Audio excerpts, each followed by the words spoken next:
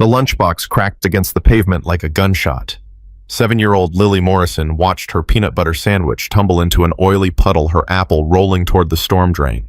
She reached down with her only hand, her right, trying to salvage something before anyone saw. But Preston Whitmore III made sure everyone saw.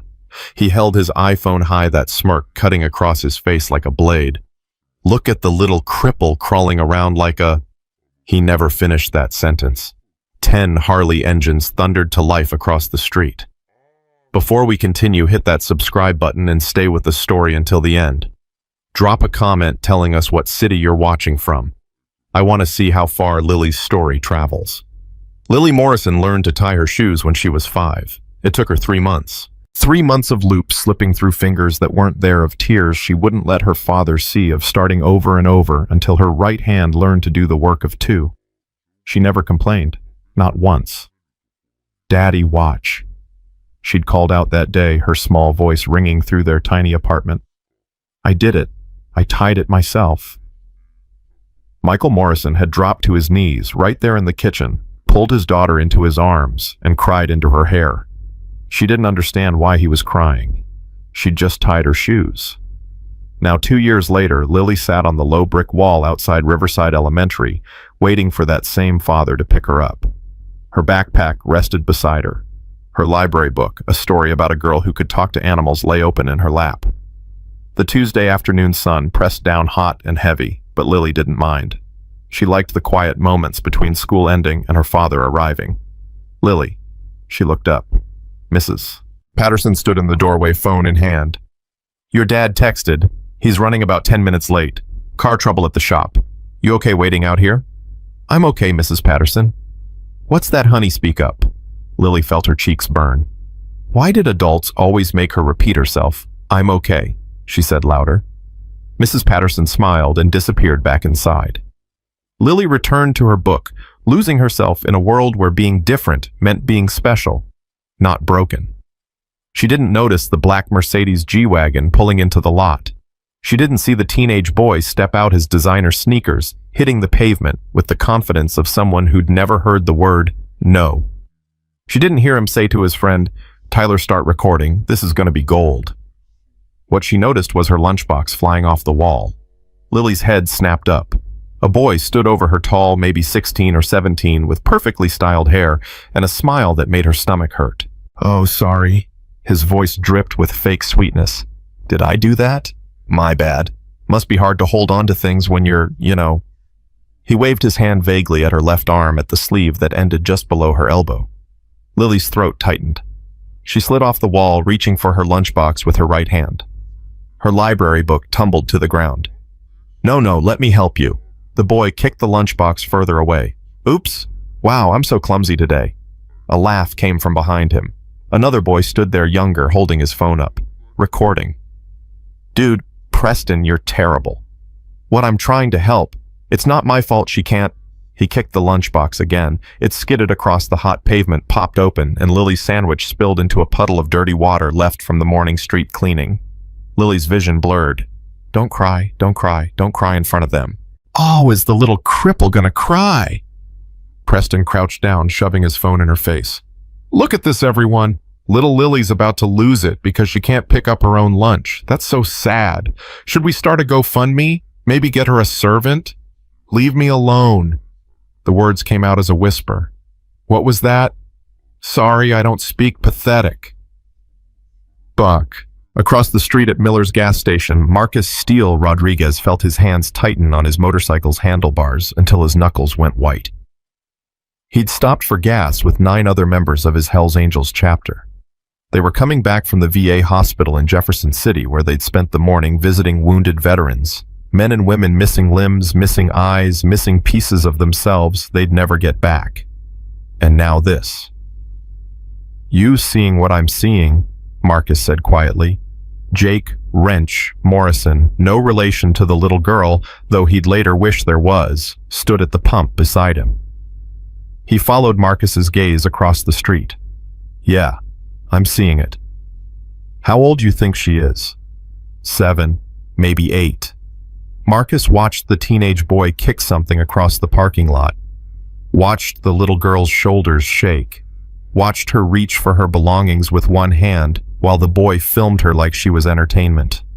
Steal. That was Tommy Bishop Walsh, the chapter president, walking over from his bike. 63 years old, gray in his beard, and the kind of calm that only came from having seen everything. What's going on? Marcus pointed with his chin. Bishop watched for exactly 10 seconds. Then he pulled out his phone and started recording. Everyone hold position. We're not doing anything yet, but we're documenting everything. Yet. Wrench raised an eyebrow. Yet. One by one, the other members of the chapter noticed.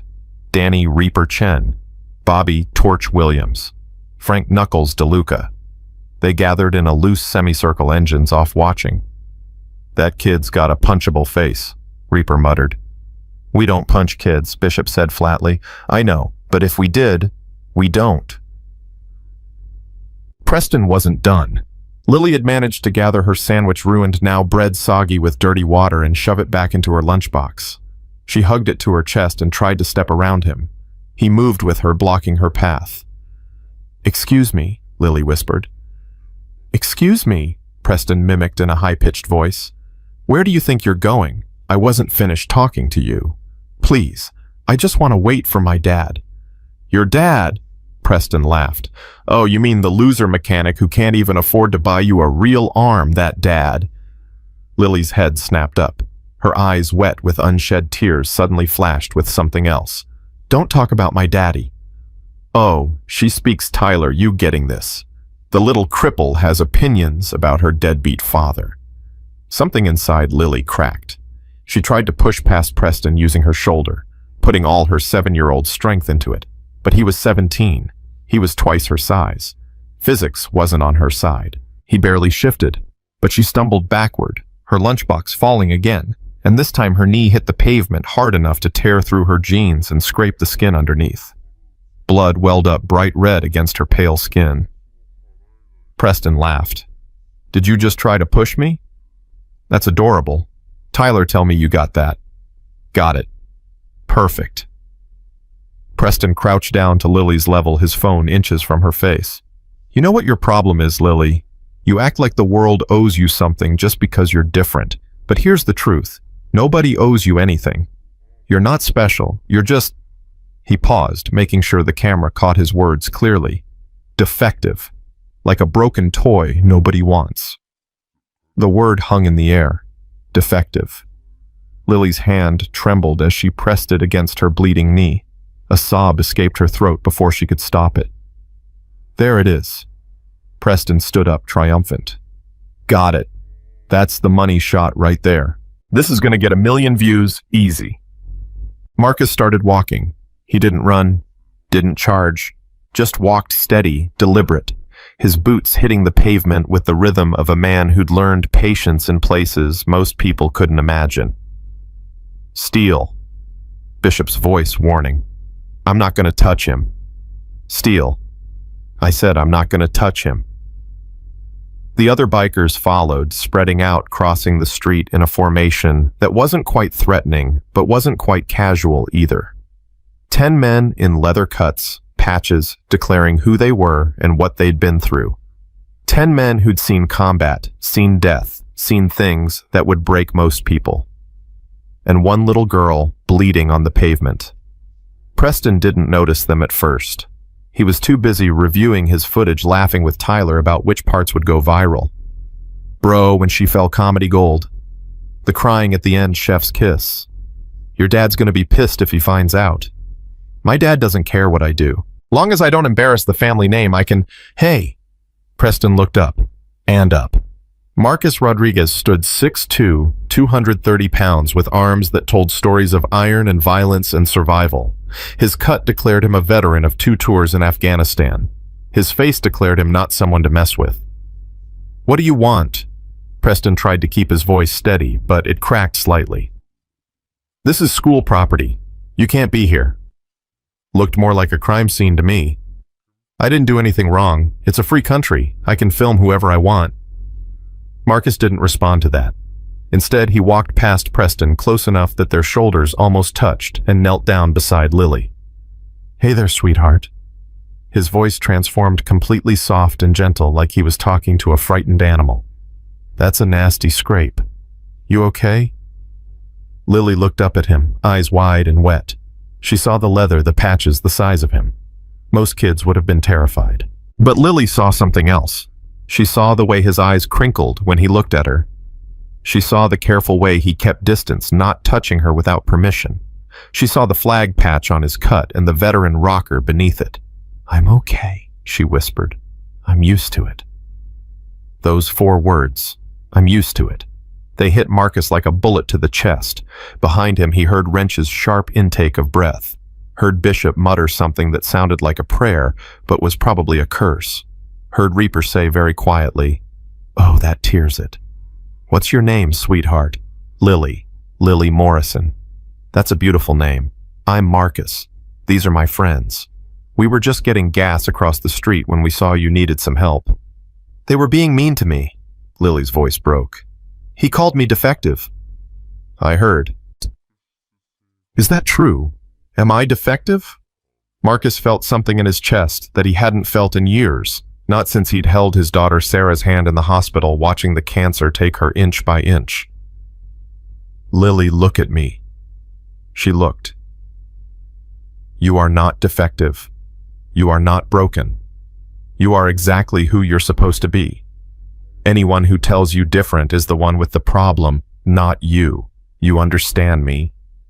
Lily's lower lip trembled. "Then why do they say it?" "Because some people are small inside, so small that the only way they can feel big is by making others feel smaller. But that's not about you. That's about them." "Hey!" Preston's voice cut through. He'd recovered his composure, remembered who his father was, remembered that he'd never faced consequences for anything in his life. "You can't just come here and interfere with what?" Bishop stepped forward, positioning himself between Preston and Lily. "With you assaulting a 7-year-old, with you filming a disabled child without consent, with you calling a little girl defective while she bleeds on the ground." "I didn't assault anyone. I barely touched her." "Got it on video that you did." Preston's face paled. "You were recording the whole time." Bishop held up his phone. "See, that's the thing about making content, kid. Someone's always making content about you too. You can't post that. I'll sue you. My dad will." "Your dad will what?" A new voice. The bikers parted and Preston looked past them to see a man striding across the parking lot.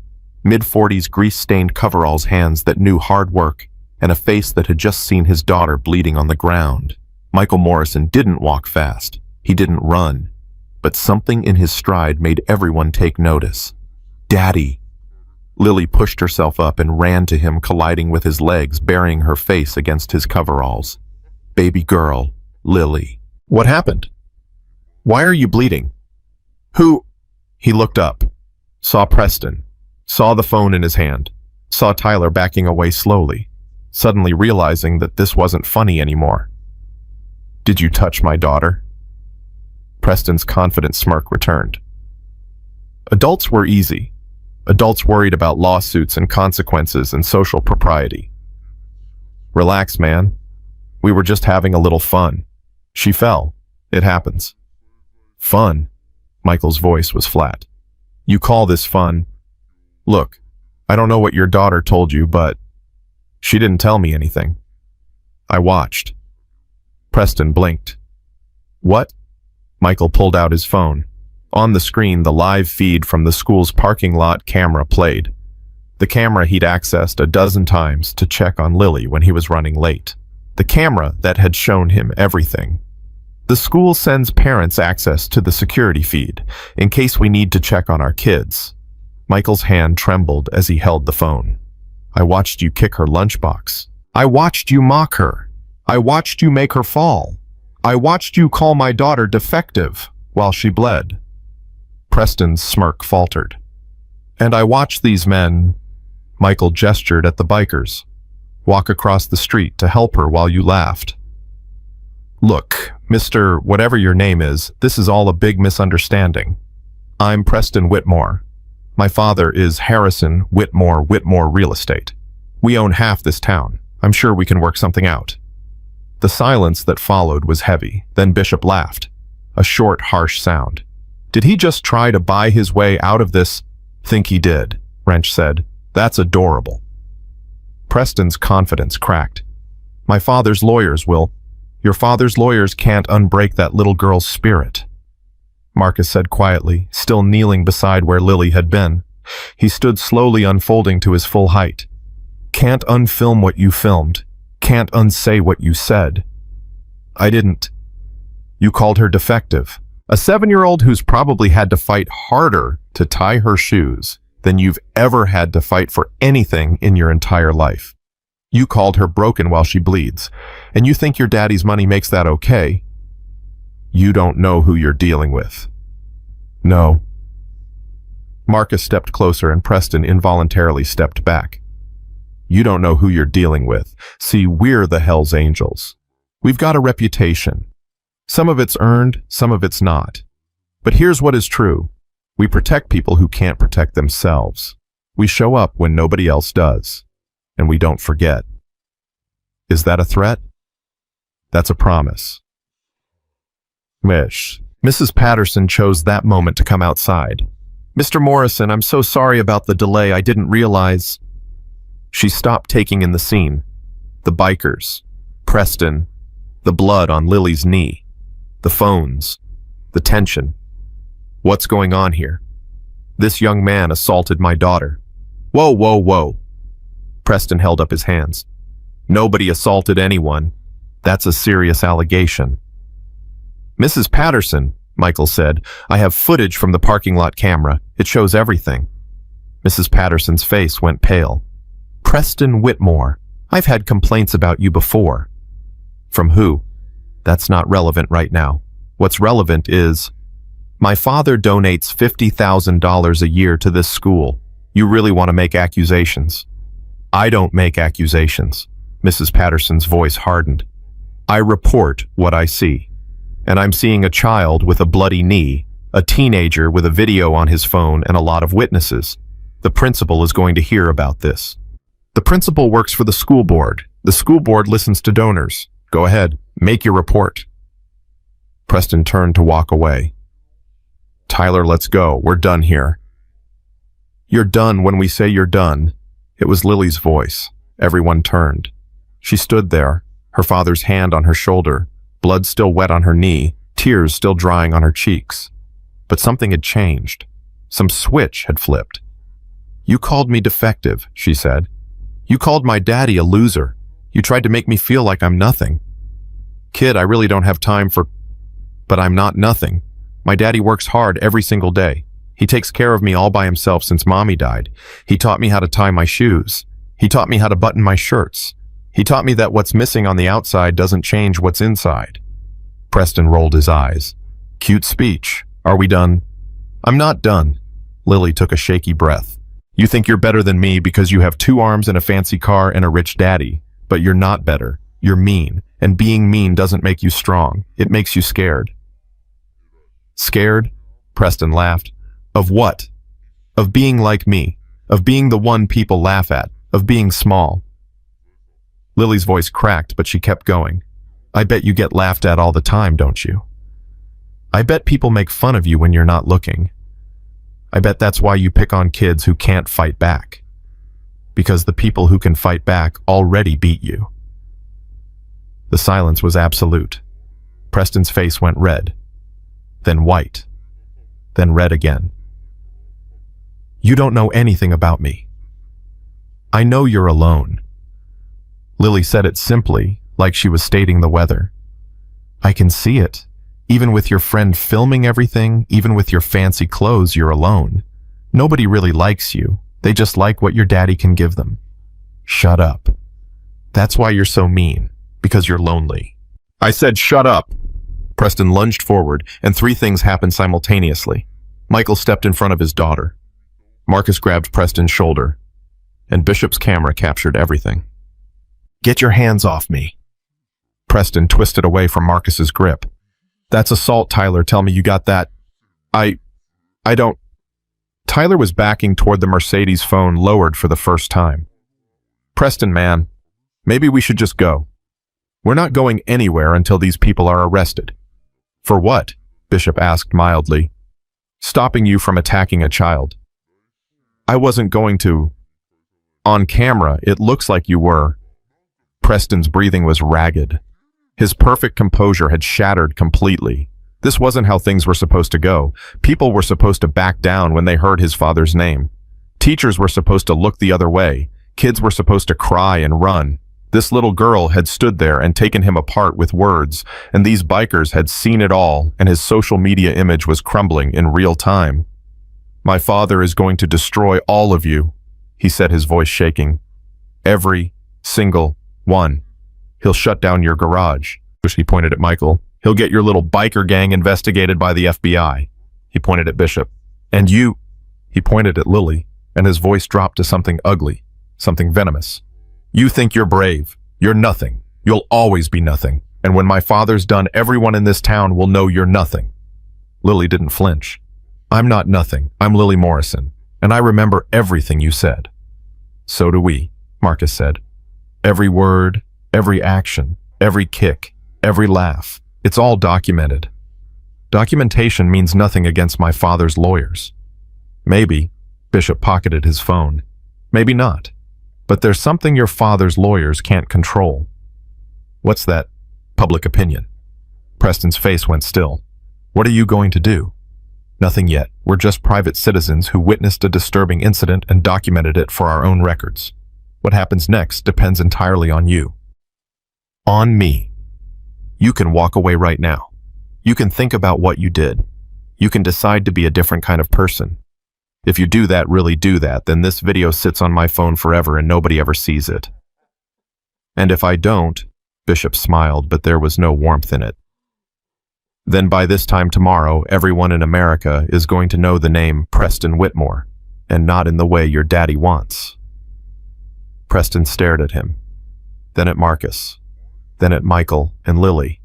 For just a moment, one brief flickering moment, something passed across his face.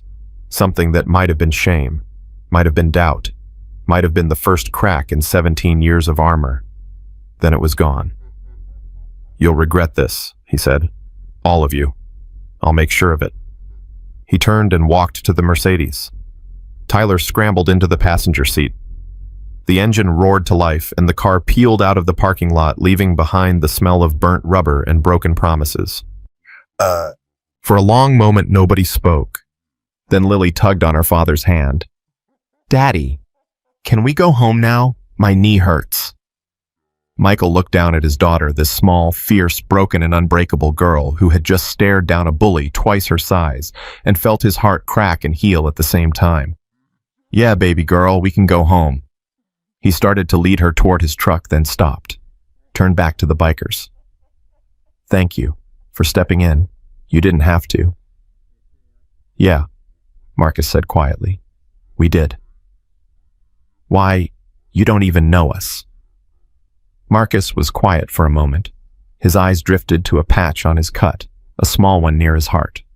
A patch in the shape of a little girl's hand with the name Sarah embroidered beneath. I had a daughter once. She passed away when she was 6. Cancer. He met Michael's eyes. If she were still here and someone treated her the way that boy treated Lily, I'd hope someone would step in. So we stepped in. It's that simple. Michael's throat tightened. I'm sorry. About your daughter. Me too. Marcus crouched down to Lily's level. Hey Lily, you were really brave just now. What you said to that boy, that took guts. Lily shrugged. I was scared. Being brave doesn't mean not being scared. It means being scared and doing it anyway. You remember that? Okay. She paused. Marcus, are you guys really Hell's Angels? Like from the movies? He laughed a real laugh, warm and surprised. Something like that, but not exactly like the movies. We're more like a family, and we look out for other people who need family. I have family, my daddy. I know you do, and he's a good one. Marcus stood. But sometimes family grows. Sometimes people come into your life when you need them most. You remember us, Lily. If you ever need anything at all, you find a Hell's Angel. We don't forget our people. Am I your people? Marcus looked at her, this 7-year-old girl with one arm and a heart the size of Montana, and felt something he hadn't felt since Sarah died. Hope. Yeah, kid. You're our people now. Michael's truck pulled out of the parking lot. Lily sat in the passenger seat, her ruined lunchbox on her lap, her scraped knee stinging her mind, replaying everything that had happened. Daddy. Yeah, baby girl. Is that boy going to come back? Michael's hands tightened on the steering wheel. I don't know. Is his daddy really going to destroy us? He can try. Are you scared? Michael thought about his bank account barely keeping them afloat. His shop 1 bad month away from closing, the medical bills from Lily's birth still not paid off, the rent due next week, the groceries he'd been putting off. Harrison Whitmore could destroy them without even trying. A phone call to the right person, a word in the right ear. And everything Michael had built would crumble. Yeah, he admitted. I'm scared. Me too. Lily reached over with her right hand and put it on her father's arm. But I'm not as scared as before. Why not? Because those men came. Nobody ever came before. When the kids at school said mean things, the teachers told me to ignore it. When that boy at the park pushed me, his mom said he was just playing. But today those men came. They didn't even know me, and they came. Michael blinked back tears. They did. So maybe more people will come. Maybe we're not alone. Michael pulled the truck to the side of the road. He couldn't see through the tears anymore. Baby girl, we were never alone. I'm always here. Always. I know, Daddy, but you can't be everywhere. You can't fight everyone. Today you didn't have to. Someone else fought too. She paused. Is that what family is? People who fight for you, even when they don't have to. Michael pulled her into his arms, careful of her injured knee, careful of everything. Always so careful. Yeah, Lily, that's exactly what family is. So, back at the gas station, the Hells Angels finished fueling up, but nobody was in a hurry to leave. That video, Wrench said. We're posting it, right? Bishop looked at the school parking lot, now empty. The kid made a threat, said his daddy was going to destroy that mechanic. So we beat him to it. Maybe. Or maybe we give him a chance to do the right thing. You think he will... Bishop was quiet for a moment. No, I don't. A kid like that, raised like that. He's not going to have some come-to-Jesus moment overnight. He's going to go home and tell his daddy, and his daddy's going to start making calls, and by tomorrow morning that little girl's father is going to be fighting for his livelihood. Then why wait?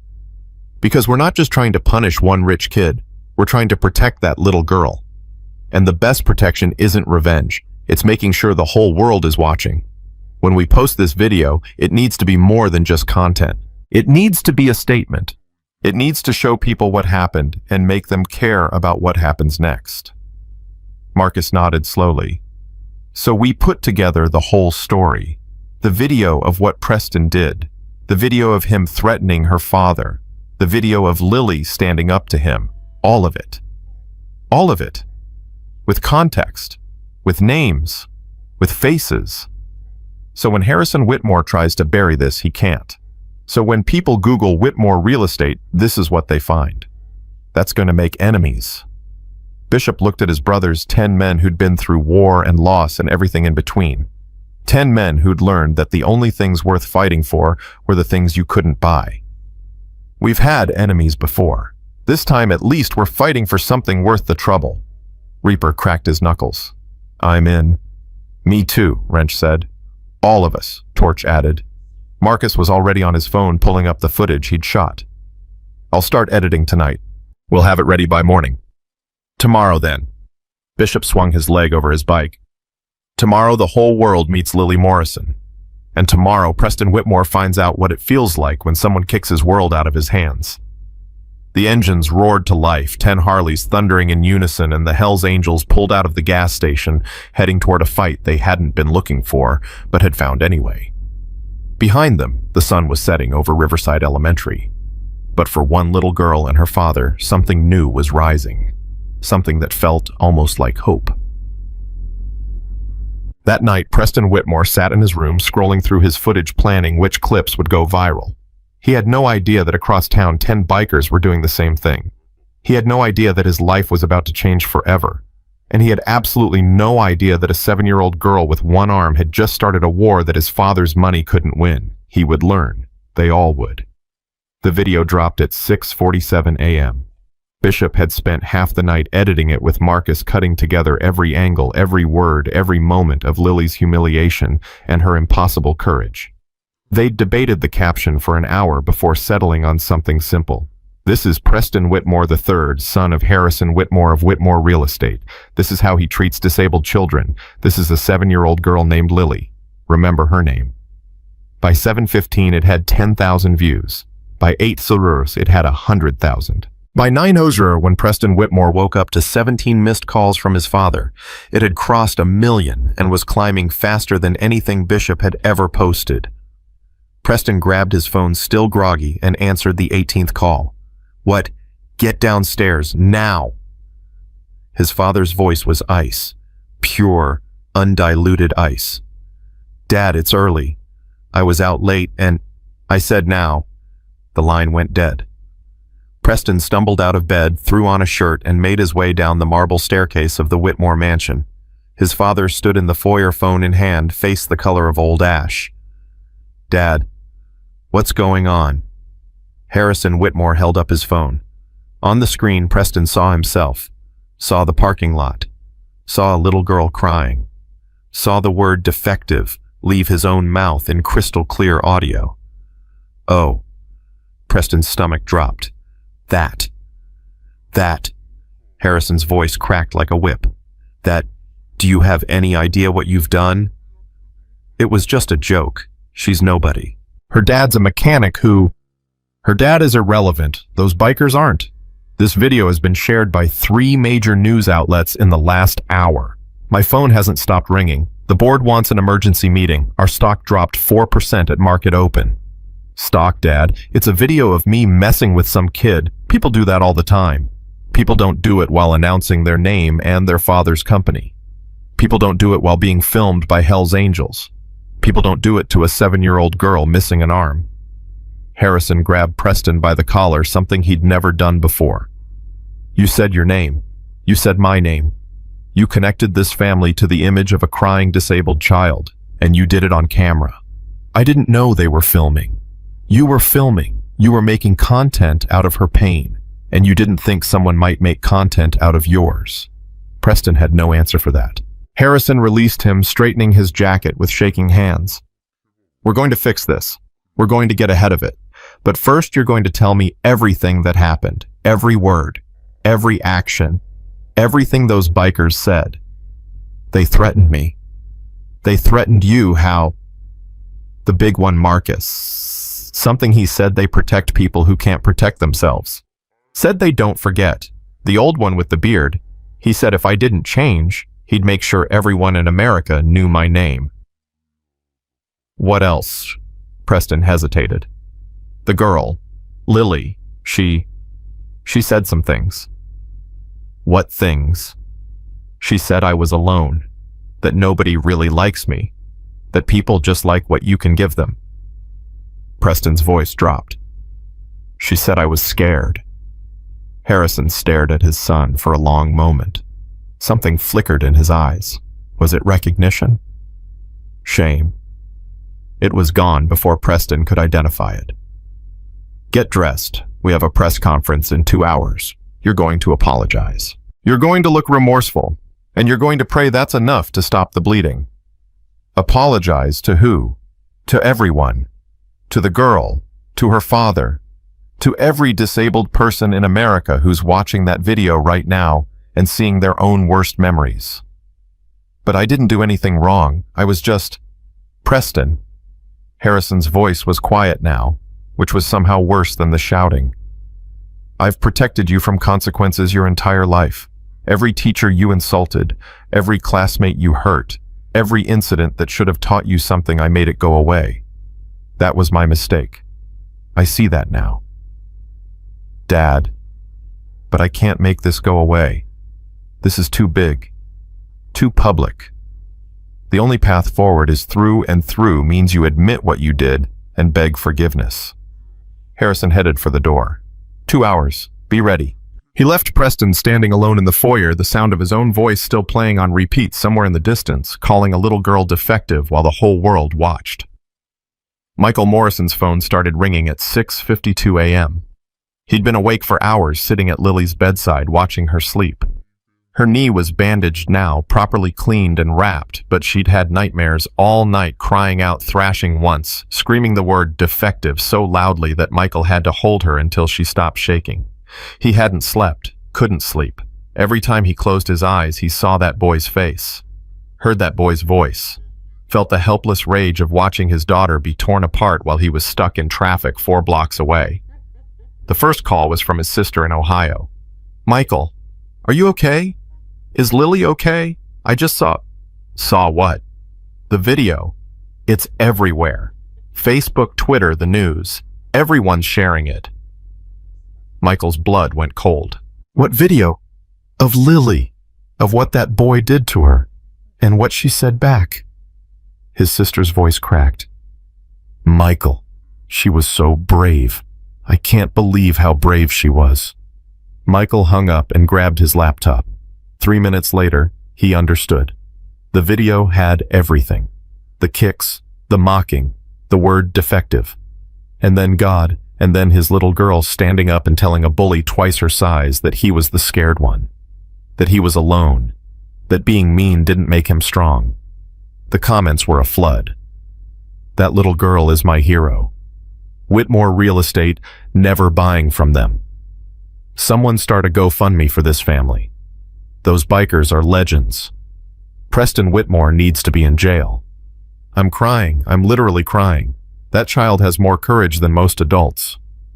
Michael scrolled and scrolled, watching the view count climb, watching his daughter's worst moment become the whole world's business. He should have been angry, violated, protective. But what he felt was something else entirely. He felt seen. For 5 years since his wife had died, he'd been fighting alone. Fighting to keep the shop open. Fighting to raise Lily right. Fighting against a world that seemed determined to make everything harder than it needed to be. And now, for the first time, he wasn't alone. Strangers across the country were watching his daughter and saying she mattered. That what happened to her was wrong. That someone should do something. Someone had done something. 10 someones in leather cuts and motorcycle boots had crossed a parking lot and changed everything. "Daddy." Michael turned. Lily stood in the doorway, rubbing her eyes, her bandaged knee visible beneath her nightgown. "Hey, baby girl, how's your knee?" "It hurts a little. What are you watching?" Michael closed the laptop. "Nothing important. You hungry?" "Daddy." Lily's voice was firm, 7 going on 40. "You're crying. What are you watching?" He couldn't lie to her. He'd never been able to lie to her. The video, from yesterday, someone posted it online. The bikers. "I think so, yeah." Lily walked over, climbed onto the couch beside him, and opened the laptop herself. Michael tried to stop her, but she was already watching her face unreadable as she saw herself on screen. Being kicked, being mocked, falling, bleeding, crying, and then standing up. When the video ended, Lily was quiet for a long moment. "That's a lot of people watching." "Yeah, baby, it is." "Are they mad at me?" "No." Michael pulled her close. "They're proud of you. They think you were brave." "I didn't feel brave. I felt scared." "That's what brave is. Being scared and doing it anyway." Lily looked up at him. "That's what Marcus said." "Then Marcus is a smart man." Can we say thank you?" Michael looked at the video again at the Hells Angels logo clearly visible on Marcus's cut. "I don't know how to reach him, baby, but I have a feeling we'll see him again." He had no idea how right he was. The press conference was a disaster. Harrison Whitmore had hired the best PR team money could buy. They'd written a statement. They'd coached Preston on body language. They'd prepared for every possible question. They hadn't prepared for Preston to go off script. "Preston, Do you have anything to say to Lily Morrison and her family? Preston stood at the podium, cameras flashing, microphones thrust forward, his father watching from the side with barely concealed anxiety. I'm sorry, Preston said, reading from the prepared statement. My behavior was inexcusable. I deeply regret any pain I caused, and I'm committed to learning from this experience and becoming a better... Do you actually believe that a reporter shouted? Or are you just reading what your father's people wrote? Preston's jaw tightened. The script called for him to ignore hostile questions, to stay on message, to look remorseful and humble and changed. But Preston Whitmore had never been ignored in his life. What do you want me to say, that I'm some kind of monster? I made a mistake. Kids make mistakes. You're 17. You called a 7-year-old disabled girl defective. That's not a mistake. That's a choice. Look, I didn't know anyone was watching, okay? If you'd known, you wouldn't have done it, so the problem isn't what you did. The problem is that you got caught. Preston's face went red. That's not what I meant. What did you mean? I meant... He looked at his father. Harrison's expression was stone. No help there. I meant that it's been blown out of proportion. It was a joke. A stupid joke. People are acting like I committed a crime. Under Missouri law, what you did could actually be considered criminal harassment of a minor. Did you know that child? Preston's lawyer stepped forward.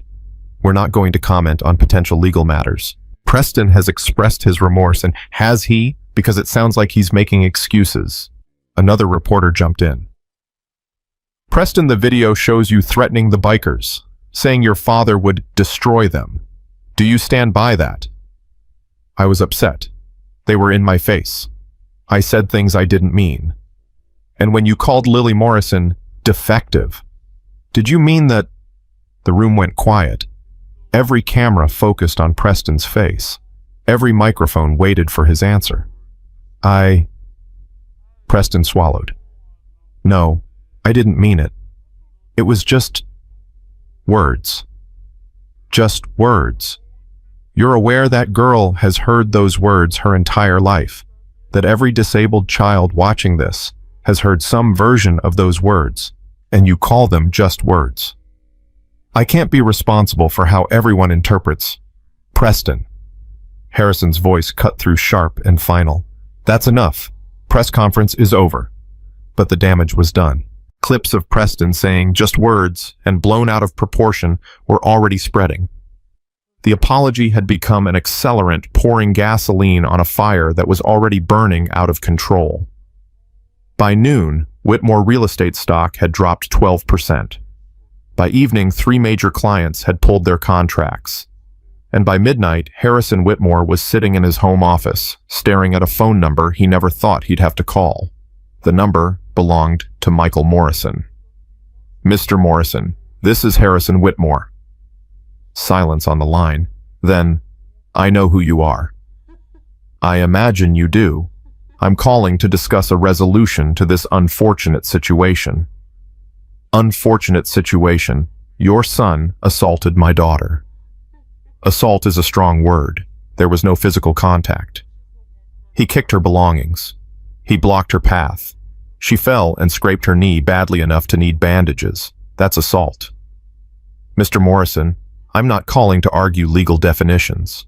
I'm calling to make this go away. Go away. I'm prepared to offer you $200,000. Cash. Untraceable. In exchange, you issue a statement saying this was a misunderstanding, that Lily and Preston have reconciled, that you don't want any further attention. Michael laughed. It wasn't a happy sound. You're trying to buy my daughter's dignity. I'm trying to end this before it destroys both our families. My family isn't being destroyed. My family is being supported by people all over the country who saw what your son did and said, that's wrong. The only family being destroyed is yours.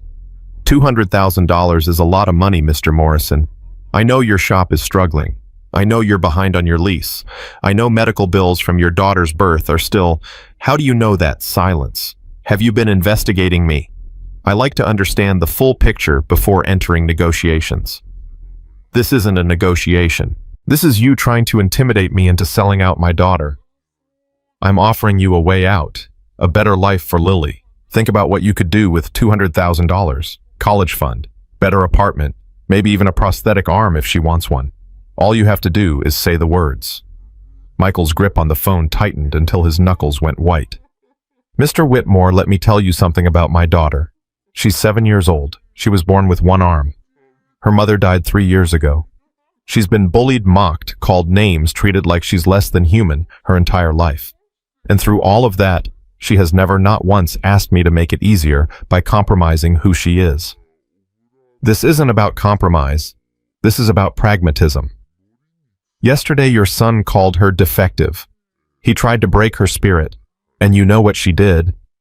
She stood up and told him the truth about himself. She was braver than anyone I've ever seen, including men twice her size. Michael's voice cracked. And you want me to tell the world that didn't happen? That it was a misunderstanding? That my daughter's courage was just a mistake to be erased with money?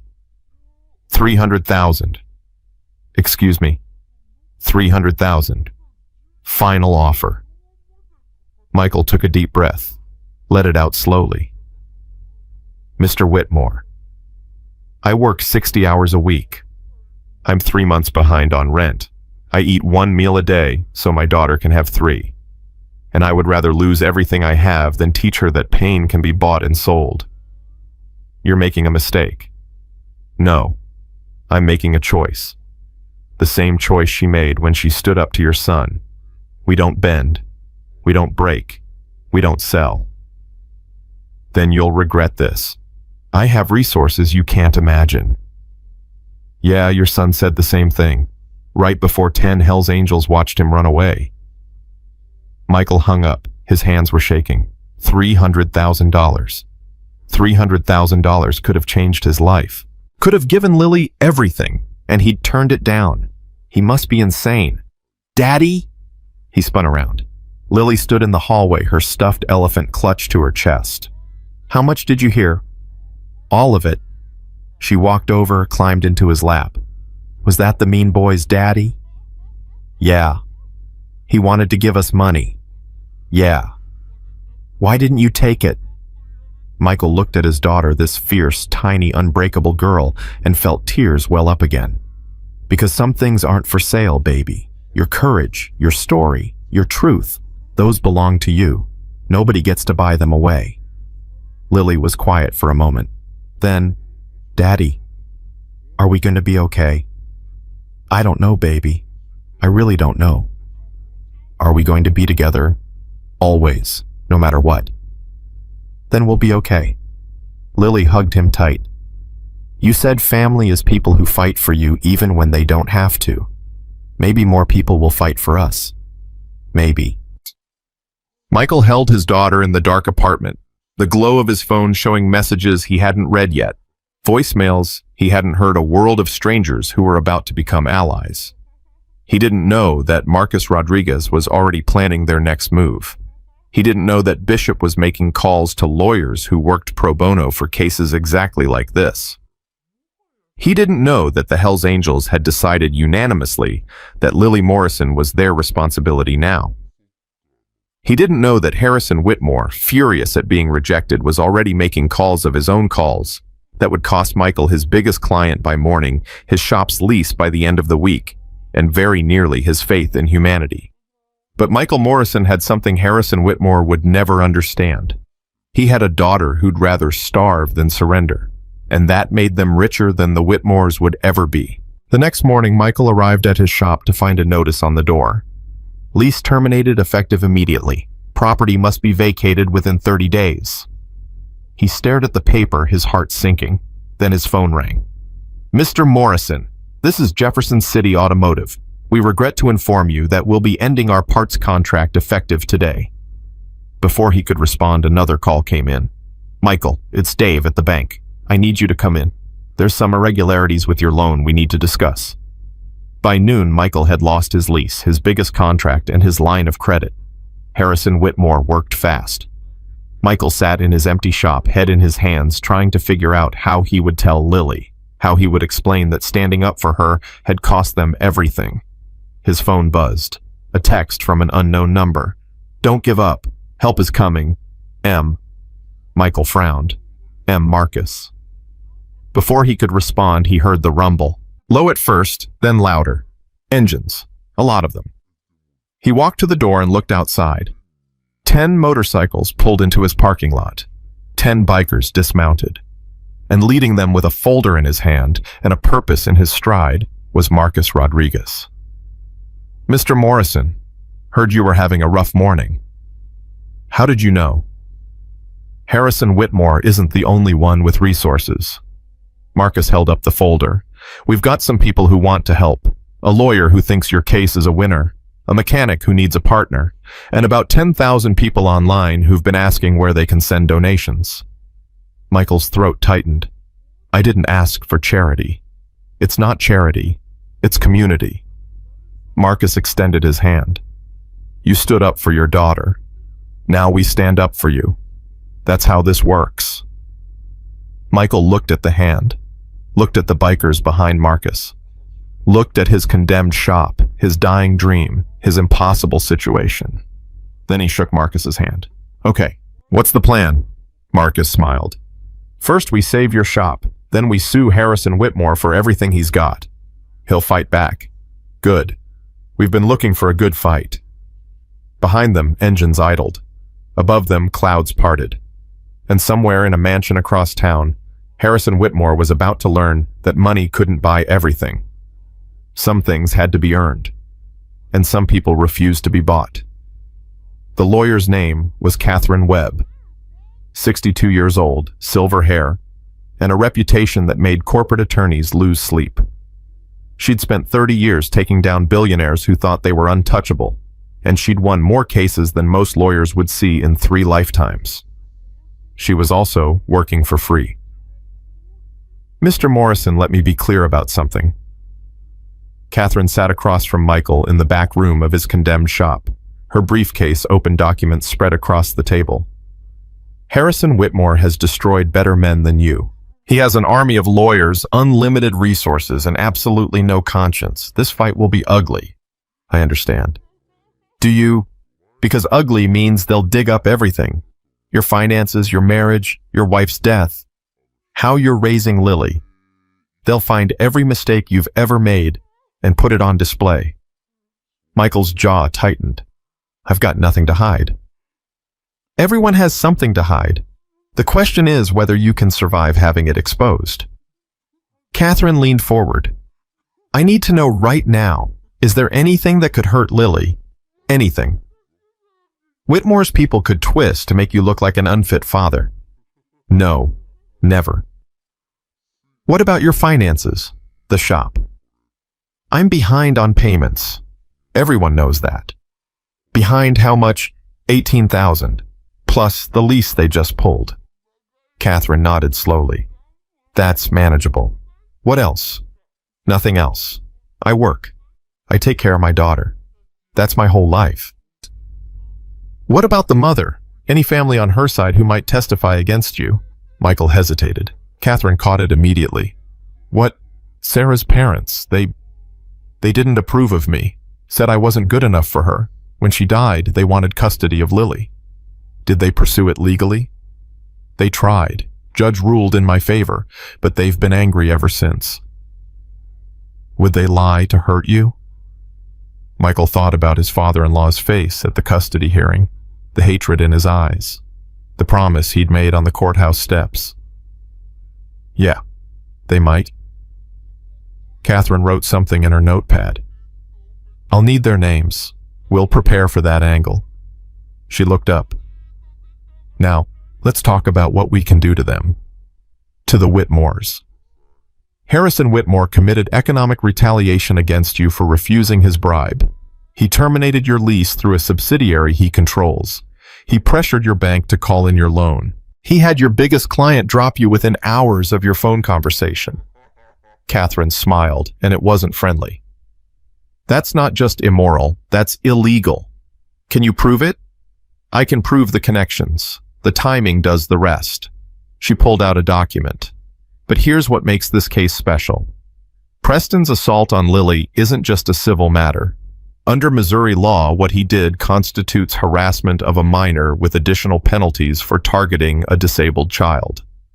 Criminal charges. Potentially. The DA's office has been getting calls all week. Public pressure is mounting. If we file our civil suit and they file criminal charges simultaneously, Harrison Whitmore will be fighting on two fronts. Marcus spoke up from his position by the door.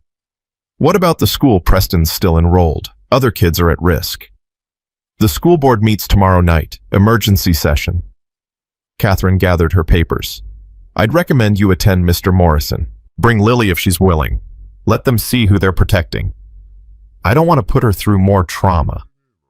I understand, but sometimes trauma has to be witnessed before it can be addressed. Catherine stood.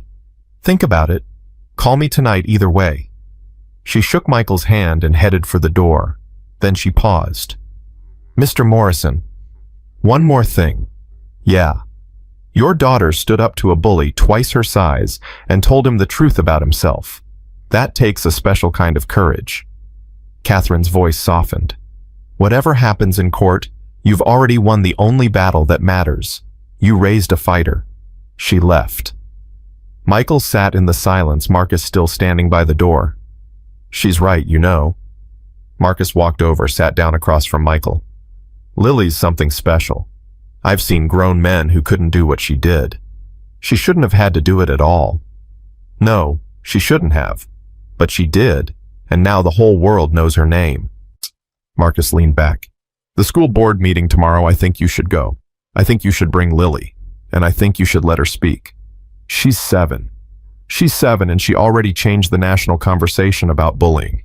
Imagine what she could do to a room full of school board members. Michael shook his head. I can't ask her to do that. Then don't ask her. Tell her about the meeting. Tell her what's at stake, and let her decide. Marcus stood. That's what you've been doing all along, isn't it? Letting her decide who she wants to be. I'm her father. I'm supposed to protect her. You are protecting her. You're protecting her right to be brave. Marcus headed for the door. Call me after you talk to her. Either way, we'll be there tomorrow night. Michael sat alone in his dying shop, surrounded by tools he might never use again, thinking about a 7-year-old girl who'd already fought harder battles than he'd ever imagined. Then he went home to ask his daughter if she wanted to fight one more. Lily listened to everything. The school board meeting.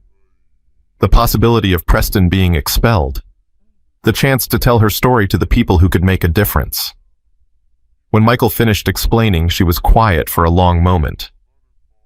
Will Preston be there? I don't know. Maybe. Will his daddy? Probably. Lily nodded, slowly processing. And if I talk, they might make sure he can't hurt other kids. That's what we're hoping, baby. But you don't have to do this. Nobody would blame you if you just wanted to stay home. Daddy. Yeah. You remember what Marcus said about being scared and doing it anyway? I remember. Lily took a deep breath. I'm really scared. My tummy hurts just thinking about it. But if I don't go and Preston hurts someone else, I'll feel worse. Michael's heart broke and rebuilt itself in the same moment. You sure? I'm sure. Lily looked up at him, those eyes that were so much like her mother's. Besides, you'll be there. And Marcus, and the other bikers, right? Right. Then I won't be alone. She managed a small smile. That's the thing about family. You don't have to be brave by yourself. Michael pulled her into a hug, holding on tight, marveling at this creature he'd somehow helped create. When did you get so wise? I don't know. Maybe when that boy called me defective and I realized he was wrong. He was very wrong. I know. Lily pulled back. Daddy, can I wear my purple dress? The one Mommy bought me. Michael felt tears threatening. Yeah, baby, you can wear the purple dress. Good. Mommy always said purple was the color of royalty. Lily stood up straight. And tomorrow I'm going to talk to those people like a queen. The school board meeting started at 7 p.m. By 6:30, the parking lot was overflowing. News vans from 3 different stations had set up outside. Reporters stalked the entrance, hunting for interviews. Parents who'd heard about the meeting through social media had driven from neighboring counties carrying signs and righteous anger. And in the middle of it all, 10 motorcycles rumbled into the lot, forming a protective perimeter around a beaten-up pickup truck carrying one mechanic and his 7-year-old daughter. Lily, can we get a statement? Mr. Morrison, how do you feel about facing the Whitmores tonight? Is it true you turned down $300,000? Michael shielded Lily from the cameras moving through the crowd toward the entrance. Marcus and the other bikers flanked them leather-clad walls of "don't even think about it." "No comment," Michael said. "We're just here to attend the meeting." "Lily, what do you want to say to Preston?" Lily stopped. Michael tried to keep moving, but she planted her feet. "Lily, we should go inside." "Hold on, Daddy." She turned to face the cameras. 7 years old, purple dress, one arm, and absolutely fearless. "I want to say that what Preston did was wrong, and I want to say that I'm not defective. Nobody is defective. We're all just different, and different isn't bad." The cameras flashed. Reporters shouted more questions. But Lily had said what she wanted to say. "Okay, Daddy. Now we can go inside." They pushed through the entrance, leaving the chaos behind. The meeting room was already packed, standing room only, with a long table at the front, where 6 school board members sat looking deeply uncomfortable. Harrison Whitmore sat in the front row, flanked by 2 lawyers. Preston sat beside him, staring at the floor, looking nothing like the confident predator from the parking lot. And in the corner alone sat a woman Michael didn't recognize. Blonde hair, designer clothes, perfectly manicured nails wrapped around a tissue she kept twisting and twisting. "That's Victoria Whitmore," Marcus murmured. "Preston's mother. She and Harrison are separated. Has been for 2 years. Why is she here? Guess we'll find out." The board chairman called the meeting to order. "We're here tonight to discuss the incident involving Preston Whitmore and Lily Morrison. Due to the nature of the allegations and the public interest, we've decided to hear statements from all involved parties." Harrison's lead lawyer stood immediately. "If I may, Mr. Chairman, my client objects to this proceeding. The incident in question occurred off school property. The school board has no jurisdiction." "The incident occurred in the school parking lot during pickup hours," the chairman interrupted. "That's school property and school time. We have jurisdiction. Furthermore, my client has already issued a public apology. Your client made excuses on national television and called his actions just words. That's not an apology." The lawyer sat down, jaw tight. "We'll hear from the Morrison family first. Mr. Morrison." Michael stood his hand on Lily's shoulder. "Thank you, Mr. Chairman. My daughter would like to make a statement." Murmurs rippled through the crowd. The board members exchanged glances. "She's 7 years old," one of them said. "Is this appropriate?" "She was 7 years old when Preston Whitmore called her defective and filmed her crying." Catherine Webb stood, having entered through a side door. "I think she's earned the right to speak for herself." The chairman nodded. "Lily, if you want to say something, you can." Lily stepped forward. The room went silent. Hi." Her voice was small at first. "My name is Lily Morrison. I'm 7, and I have 1 arm." She held up her left arm, showing where it ended below the elbow. "Some people think that makes me different in a bad way, like I'm broken or defective, but I'm not. I can do almost everything other kids can do.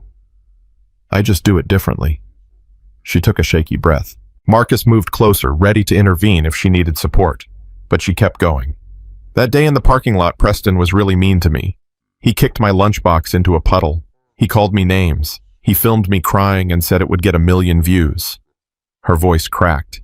"He said I was defective, like a broken toy nobody wants." The room was absolutely still. I cried. I was really scared. But then I remembered what my daddy always tells me, that I'm exactly who I'm supposed to be, that what's missing on the outside doesn't change what's inside. Lily looked directly at Preston for the first time. And I realized something. Preston wasn't being mean because I'm defective. He was being mean because he's sad, because hurting me made him feel better about whatever hurts him. Preston's head came up. His eyes met Lily's. "I don't want him to go to jail," Lily said. "I don't even want him to get in trouble, not really. I just want him to stop. I want him to stop hurting people who can't fight back.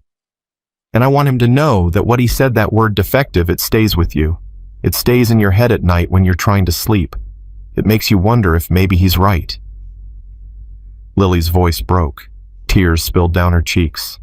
"But he's not right. I know he's not.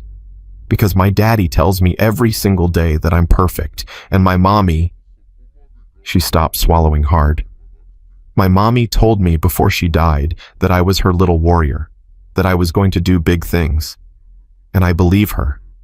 She wiped her face with her one hand. "So I just wanted to say that. I wanted to say that words matter. And when you use them to hurt people, you don't just hurt them for one day. You hurt them forever." She looked at the board members. "Please don't let him hurt anyone else. Please." Lily stepped back. Michael caught her, held her close, his own tears falling freely. The room erupted. Applause from the parents. Shouted accusations at Preston. Calls for expulsion, for criminal charges, for justice. The chairman banged his gavel repeatedly before order was restored. "Thank you, Lily. That was very brave." He turned to Harrison. "Mr. Whitmore, does your client wish to respond?" Harrison's lawyer started to stand, but Harrison stopped him. "Let Preston speak for himself." The lawyer looked shocked. "Mr. Whitmore, I advise against—" "I said, let him speak." Preston stood slowly. He looked like he'd aged 10 years in the past week. The confidence was gone. The smirk was gone. What remained was a 17-year-old boy who'd finally been forced to see himself clearly. "I don't have a speech prepared," he said quietly. "I don't have lawyers telling me what to say right now, so I'll just—" He stopped, started again. "I did what she said I did, all of it. I kicked her stuff. I called her names. I filmed her crying because I thought it would be funny." The room stirred. His father's face was unreadable. "The thing is, she was right, about me being sad, about me hurting people to feel better." Preston's voice wavered. "My dad, he's never really home. My mom left 2 years ago. I have everything I'm supposed to want, but I don't have—" He stopped. "That's not an excuse. There is no excuse. I just wanted you to know that she was right about me." He turned to face Lily directly. "I'm sorry, not because I got caught, not because my dad's business is suffering. I'm sorry because you didn't deserve what I did. You didn't deserve any of it." The room was dead silent. "I know saying sorry doesn't fix anything. I know you probably hate me, but I wanted you to know that I heard what you said. About words staying with you. About hurting forever." Preston's voice broke. "I didn't know. I didn't think about it like that. I just thought—" He couldn't finish. Harrison Whitmore stood abruptly. "Preston, sit down." "Dad." "I said sit down." "No." The word hung in the air like a grenade. "Excuse me." "I said no." Preston's hands were shaking. "You've been telling me to sit down my whole life. Sit down. Shut up. Let the lawyers handle it. Let the money fix it." He shook his head. "But money can't fix this. You can't buy back what I took from her." "Preston, this is not the time." "When is the time, Dad? When have we ever talked about anything real? You're never home. When you are home, you're on the phone. I could burn down the house and you'd have someone else put out the fire. That's enough.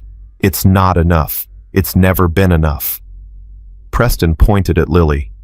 "That girl has one arm and a dad who works 60 hours a week. You know what she has that I don't. She has a father who actually sees her, who actually cares about her, who would turn down $300,000 to protect her." Harrison's face went white. "How do you know about that?" "I heard you on the phone, bragging about how you'd crush them, how you'd take everything they had until they begged for mercy." Preston laughed bitterly. "And you know what I thought? I thought that's exactly what I would do, because that's what you taught me. That's who you made me. Preston, I don't want to be you, Dad. I don't want to be someone who destroys people because they wouldn't take a bribe." Preston turned to the board. "I'll accept whatever punishment you give me. Expulsion, community service, whatever. I earned it." He sat down. The silence stretched for what felt like forever. Then Victoria Whitmore stood up. "If I may," her voice was soft but steady. "I'm Victoria Whitmore. Preston's mother. The chairman nodded cautiously. Mrs. Whitmore, I've listened to everything tonight. My son, that little girl, my husband threatening to destroy a family who just wanted justice. She took a deep breath. And I have something to say. Victoria. Harrison's voice was warning. Don't. This isn't the first time. Victoria continued, ignoring him. Preston's behavior. There have been other incidents. 3 that I know of. A boy with autism he tormented until the family moved away. A girl with a speech impediment he mocked until she stopped speaking altogether. A teacher who tried to discipline him and was fired the next week. The room erupted. The chairman banged his gavel. Every time, Victoria continued over the noise, Harrison made it go away. Settlements, threats, donations, whatever it took to protect the family name. Her voice hardened. Our son learned that there are no consequences for cruelty. He learned it from his father, and I was complicit because I stayed silent. Victoria, that's enough. No, Harrison, it's not nearly enough. She looked at Lily. I'm sorry. For what my son did, for what my husband tried to do, and for what I failed to stop. She walked across the room, ignoring Harrison's protests, ignoring the cameras, ignoring everything except the little girl in the purple dress. She knelt down to Lily's level. You are not defective. You are brave and beautiful and exactly who you're supposed to be. Victoria's voice broke. My son was wrong. My husband was wrong. And I was wrong for not stopping them sooner. Lily looked at her for a long moment. Then she did something that made everyone in the room catch their breath. She reached out with her one hand and touched Victoria's cheek. It's okay, Lily said softly. You're stopping them now. That counts. Victoria Whitmore, ex-wife of a billionaire mother of the boy who'd tried to break this child, burst into tears. The vote was unanimous, 6-0. Preston Whitmore was expelled from Riverside Elementary District effective immediately. Additionally, the board recommended criminal charges be filed with the county prosecutor. Harrison Whitmore stormed out without a word.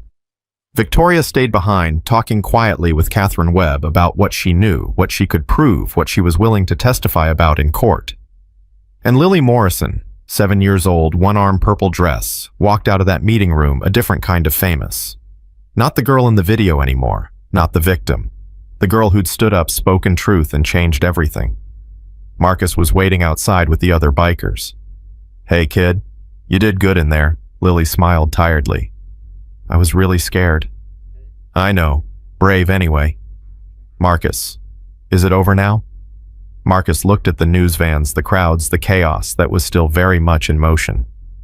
No, kid, it's not over. The court case is just starting. Harrison Whitmore is going to fight with everything he has. He knelt down to her level. But here's the thing about guys like him.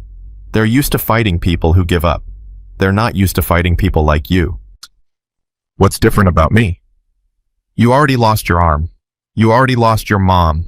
You've already been through the worst things life can throw at a kid, and you're still standing. Marcus smiled. Harrison Whitmore has never lost anything in his life. He doesn't know how to take a punch. You do. Lily thought about that. So I'm stronger because of the bad stuff. Not because of it, through it. The bad stuff didn't make you strong. You made you strong. The bad stuff just proved it. Lily nodded slowly. Then she held up her fist. Marcus bumped it with his own. Whatever happens next, he said, you've got 10 brothers who'll be right there with you, and a whole country that knows your name. I don't want to be famous. I know, but sometimes famous is how you change the world. Marcus stood. Come on, little warrior. Let's get you home. Michael carried Lily to the truck, exhausted and overwhelmed and prouder than he'd ever been in his life. Behind them, the school board building emptied out, but the story was just beginning. Tomorrow, the lawsuit would be filed. Next week, the criminal charges would follow. And Harrison Whitmore, who'd never lost anything, was about to lose everything. He just didn't know it yet. The lawsuit was filed at 9:17 a.m. on a Thursday morning.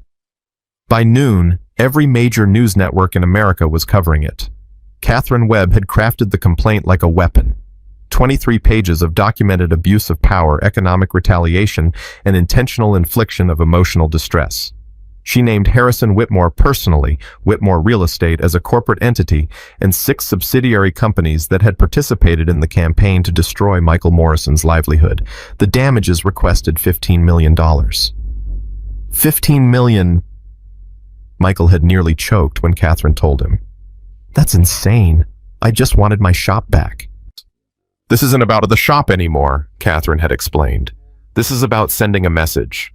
Harrison Whitmore used his wealth as a weapon against a working father who refused to sell his daughter's dignity. If we ask for too little, other billionaires will think they can do the same thing with pocket change. What if we lose? We won't lose. How can you be so sure? Catherine had smiled. Because Victoria Whitmore is willing to testify about everything. The cover-ups, the bribes, the pattern of protection. Harrison's own ex-wife is going to bury him. She was right. The discovery phase of the lawsuit revealed what Victoria had only hinted at. 3 previous incidents, just as she'd said. But the details were worse than anyone had imagined. The autistic boy Preston had tormented was named Kevin Chen. He'd been 11 years old when Preston filmed him having a meltdown and posted it online with the caption, "Watch the retard freak out." The video had gotten 50,000 views before Harrison's lawyers got it taken down. The Chen family had received $100,000 to sign a non-disclosure agreement and move to another state. The girl with the speech impediment was named Maria Santos. Preston had mimicked her stutter every day for 3 months until she stopped speaking entirely. She'd required 2 years of therapy to talk again. The Santos family had received $75,000 and a promise that Preston would transfer to a different class. The teacher who'd been fired was named Robert Williams. He'd given Preston detention for cheating on a test. 2 weeks later, anonymous accusations of inappropriate conduct appeared in his personnel file. He'd lost his job, his reputation, and his marriage. He'd never taught again. 3 families destroyed, 3 lives derailed, and Harrison Whitmore had made it all disappear with money. Until now. Mr. Morrison. A reporter caught Michael outside the courthouse after the discovery documents were made public. The revelations about the other victims. How do you feel? Michael stopped, looked directly at the camera. I feel sick. I feel angry. And I feel lucky. Lucky. Lucky that when Preston came for my daughter, there were witnesses who wouldn't stay silent. Lucky that 10 men on motorcycles decided to give a damn. Michael's voice hardened. Kevin Chen didn't have witnesses. Maria Santos didn't have hellsangels. Robert Williams didn't have a lawyer willing to work for free. They were alone, and Harrison Whitmore counted on that. What do you want to say to those families? I want to say I'm sorry. I'm sorry nobody fought for them. And I want them to know that what happened to them matters, that they're not forgotten. Michael took a breath. And I want to say that if anyone else has a story about the Whitmores, please come forward. You're not alone anymore. We're not alone anymore. By the end of the week, 4 more families had contacted Catherine Webb. 4 more victims. 4 more cover-ups. 4 more settlements buried under non-disclosure agreements that Harrison Whitmore had assumed would hold forever. They didn't hold. One by one, the families chose to break their silence. They chose to risk legal retaliation. They chose to add their voices to the chorus demanding justice. And Harrison Whitmore, who had never lost a fight in his life, watched his empire begin to crumble. The criminal charges came 3 weeks later. Preston Whitmore was charged with harassment of a minor aggravated by targeting a disabled child. It was a misdemeanor, but a serious one carrying potential jail time and a permanent criminal record. Harrison tried everything. He offered the DA a campaign contribution. The DA refused and leaked the offer to the press. He tried to get the charges dismissed on technical grounds. The judge denied every motion. He tried to negotiate a plea deal that would keep Preston's record clean. Catherine Webb demanded a public trial. Why? Michael asked her. Preston apologized. He seems genuinely sorry. Why push for a trial? Because Harrison Whitmore needs to lose in public, Catherine explained. He needs to stand in a courtroom and watch a jury reject his money, his lawyers, and his power. He needs to understand that some things can't be bought. And Preston, what happens to him? That depends on Preston. Catherine's expression softened slightly. I've been watching him since the school board meeting. The way he stood up to his father. The things he said. I think there's a chance, a small one, that he actually wants to change. Do you believe people can change? I believe people can choose to change. Whether they follow through is another matter. The trial lasted 4 days. Lily testified on the second day. She wore her purple dress again, the one her mother had bought her, and she spoke clearly and calmly about what Preston had done. The defense lawyer tried to suggest that Lily had exaggerated, that it was just rough play between kids. Lily looked at him and said, I was 7. He was 17. He called me defective and filmed me crying. That's not play. That's mean. The jury took 2 hours to convict. Preston stood for sentencing with his mother beside him. Victoria had left Harrison officially, now filed for divorce, moved into a small apartment on the other side of town. She'd chosen her son over her husband, over the money, over everything. Preston Whitmore, the judge said, you have been found guilty of harassment of a minor with aggravating circumstances. Under Missouri law, I could sentence you to up to 1 year in county jail. Preston's face went pale. Victoria grabbed his hand. However, the judge continued, I've reviewed your statement at the school board meeting. I've read the letters submitted on your behalf, including, I note, a letter from the victim's father asking for leniency. Michael had written that letter at Lily's request. She'd said she didn't want Preston to go to jail. She wanted him to get better. Mr. Morrison writes that his daughter believes you're capable of change, that she sees something in you worth saving. The judge paused. I hope she's right. I am sentencing you to 300 hours of community service to be completed at the Children's Adaptive Sports League. You will work directly with disabled children, helping them participate in athletic activities. Perhaps by spending time with the people you once mocked, you'll learn what your wealth and privilege never taught you, that every person has value. Preston's shoulders sagged with relief. Additionally, the judge continued, you will write a letter of apology to Lily Morrison, not the kind your lawyers draft. A real letter. You will tell her what you've learned and what you plan to do differently. This letter will be reviewed by the court before being delivered. Yes, Your Honor. Finally, you will be on probation for 2 years. Any violation, any hint of bullying, harassment, or cruelty, and you will serve the full year in jail. Do you understand? Yes, Your Honor, I understand. Good, because this is your one chance, Mr. Whitmore. Your one chance to become someone different. Don't waste it. The gavel came down. Preston was led away to begin processing. Victoria followed, tears streaming down her face. And in the gallery, Lily Morrison tugged on her father's sleeve. Daddy, is it over now? Michael looked at his daughter, at Marcus and the bikers sitting behind them, at Catherine Webb gathering her papers, at the reporters waiting outside. The trial's over, baby, but I don't think we're done yet. What do you mean? I mean, Michael took a deep breath. I think this is just the beginning. He was right. The civil settlement came 2 months later. Harrison Whitmore facing mounting legal costs, abandoned clients, and a divorce that was bleeding him financially finally agreed to negotiate. The final number was $3.5 million. $3.5 million plus the restoration of Michael's shop lease, plus payment of all back rent and loan obligations, plus a public apology published in the state's 3 largest newspapers. It's not $15 million, Catherine admitted when she called with the news, but it's enough to change your life. And more importantly, it's enough to hurt him. I don't care about hurting him. I know. That's what makes you different from him. Michael sat with the settlement paperwork for a long time after hanging up. $3.5 million. More money than he'd ever imagined. More than his father had made in his entire life. More than enough to give Lily everything she'd ever need. And somehow it didn't feel like winning. Daddy, Lily stood in the doorway watching him. Hey, baby girl, come here. She climbed into his lap, looked at the papers. Is that the money? Yeah, that's the money. How much? A lot. More than enough for college. More than enough to fix up the shop. More than enough for whatever you want. Lily was quiet for a moment. What do you want, Daddy? Michael thought about it. Really thought. I want to help other people. Other kids like you. Other families like us. He looked at his daughter. What do you want?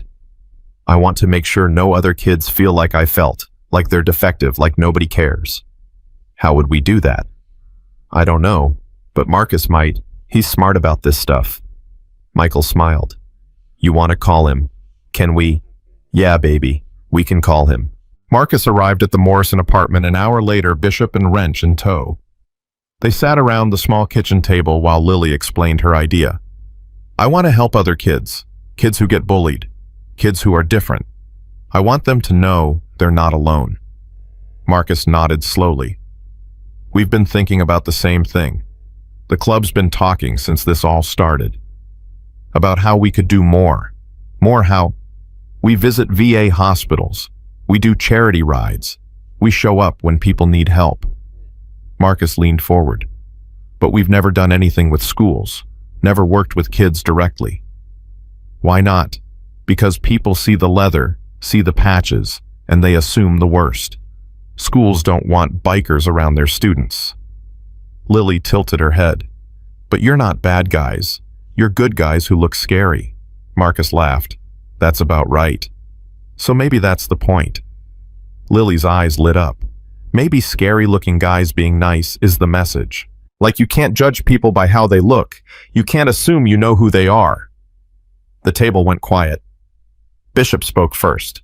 Kid's got a point. We spent years fighting the stereotype. Maybe instead of fighting it, we use it. Use it how? Michael asked. We go into schools. We talk about bullying. We talk about making assumptions about people. Bishop smiled. And we bring Lily with us.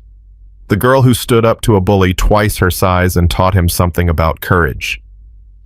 Like a program, like a partnership, Hell's Angels and the Morrison family. We provide the muscle and the message. You provide the heart. Lily bounced in her seat. Can we, Daddy? Can we do that? Michael looked at his daughter, at these men who'd changed their lives, at the papers on the table representing more money than he'd ever seen. Yeah, he said. Yeah, we can do that. The program launched 6 months later. They called it Guardian Angels. The concept was simple. Bikers visited schools, talked about their own experiences with being judged and misunderstood, and then Lily told her story. She talked about the day in the parking lot, about what Preston had said, about how she'd felt and how she'd fought back. The first presentation was at a middle school in Jefferson City. Lily was terrified. Her hands shook so badly she dropped her notes twice before giving up on them entirely. Just tell them what you told me, Marcus whispered. Forget the notes. Speak from here. He tapped his chest. Lily took a breath, looked out at 100 faces, and started talking. Hi, I'm Lily. I'm 8 now, but when this happened, I was 7. And I was really, really scared. She told them everything. The kicks, the words, the feeling of being alone and helpless. And then she told them about standing up, about finding her voice, about discovering she was braver than she knew. When she finished, the room was silent. Then a boy in the back raised his hand. I get bullied too, every day. What do I do? Tell someone, Lily said. Keep telling until someone helps, and remember that what they say about you isn't true. It's about them, not you. But what if nobody believes me? Then find someone who will. A teacher, a parent, a biker. Lily smiled. Someone will care.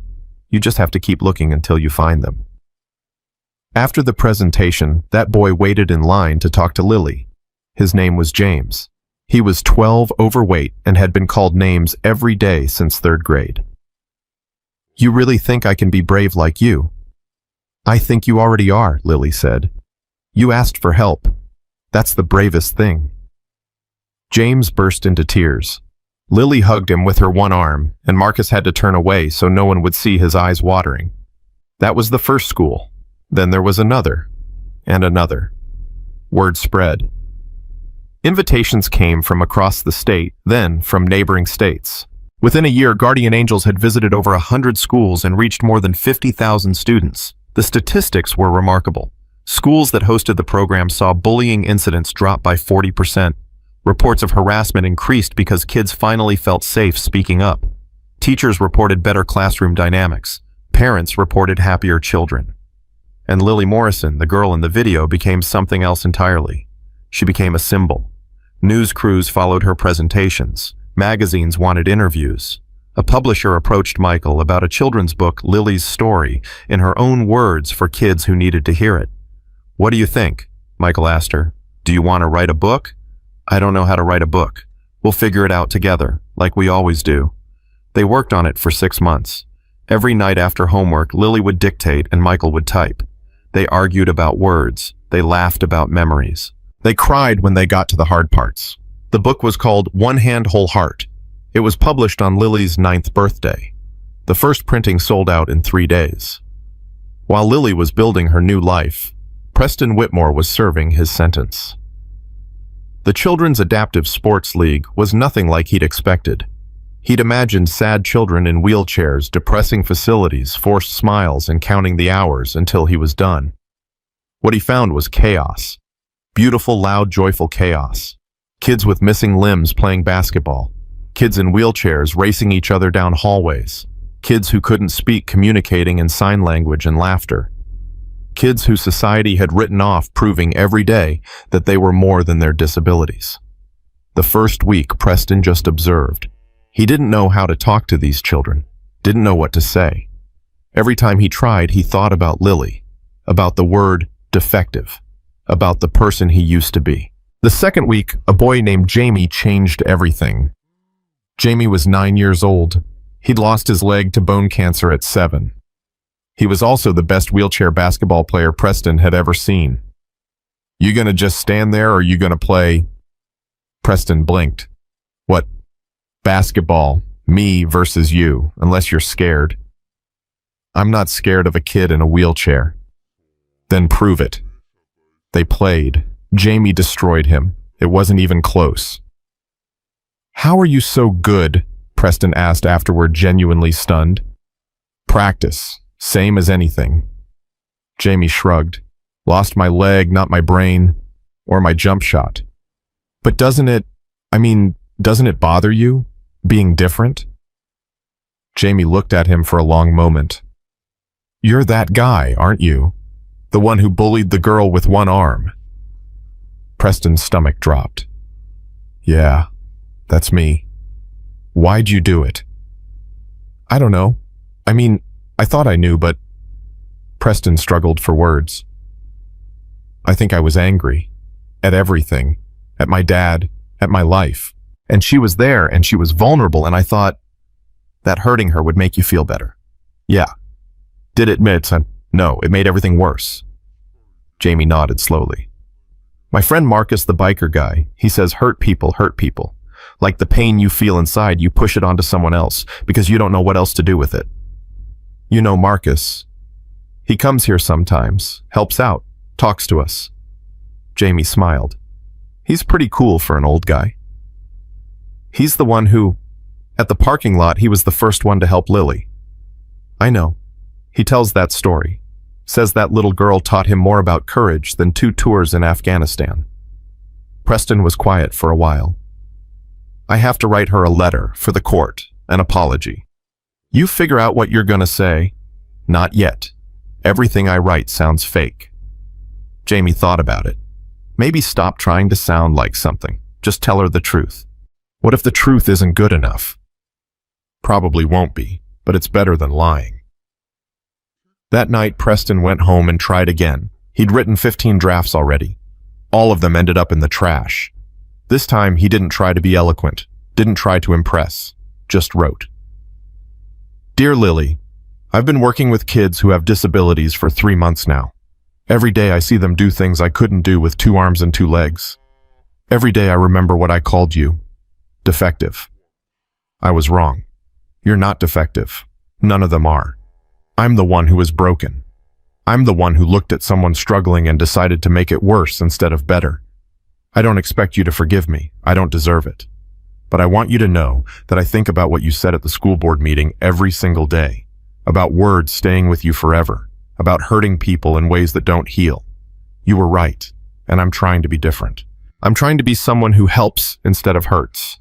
I don't know if I'll ever be good enough to make up for what I did, but I'm going to spend the rest of my life trying. Preston. He sent it to his lawyer.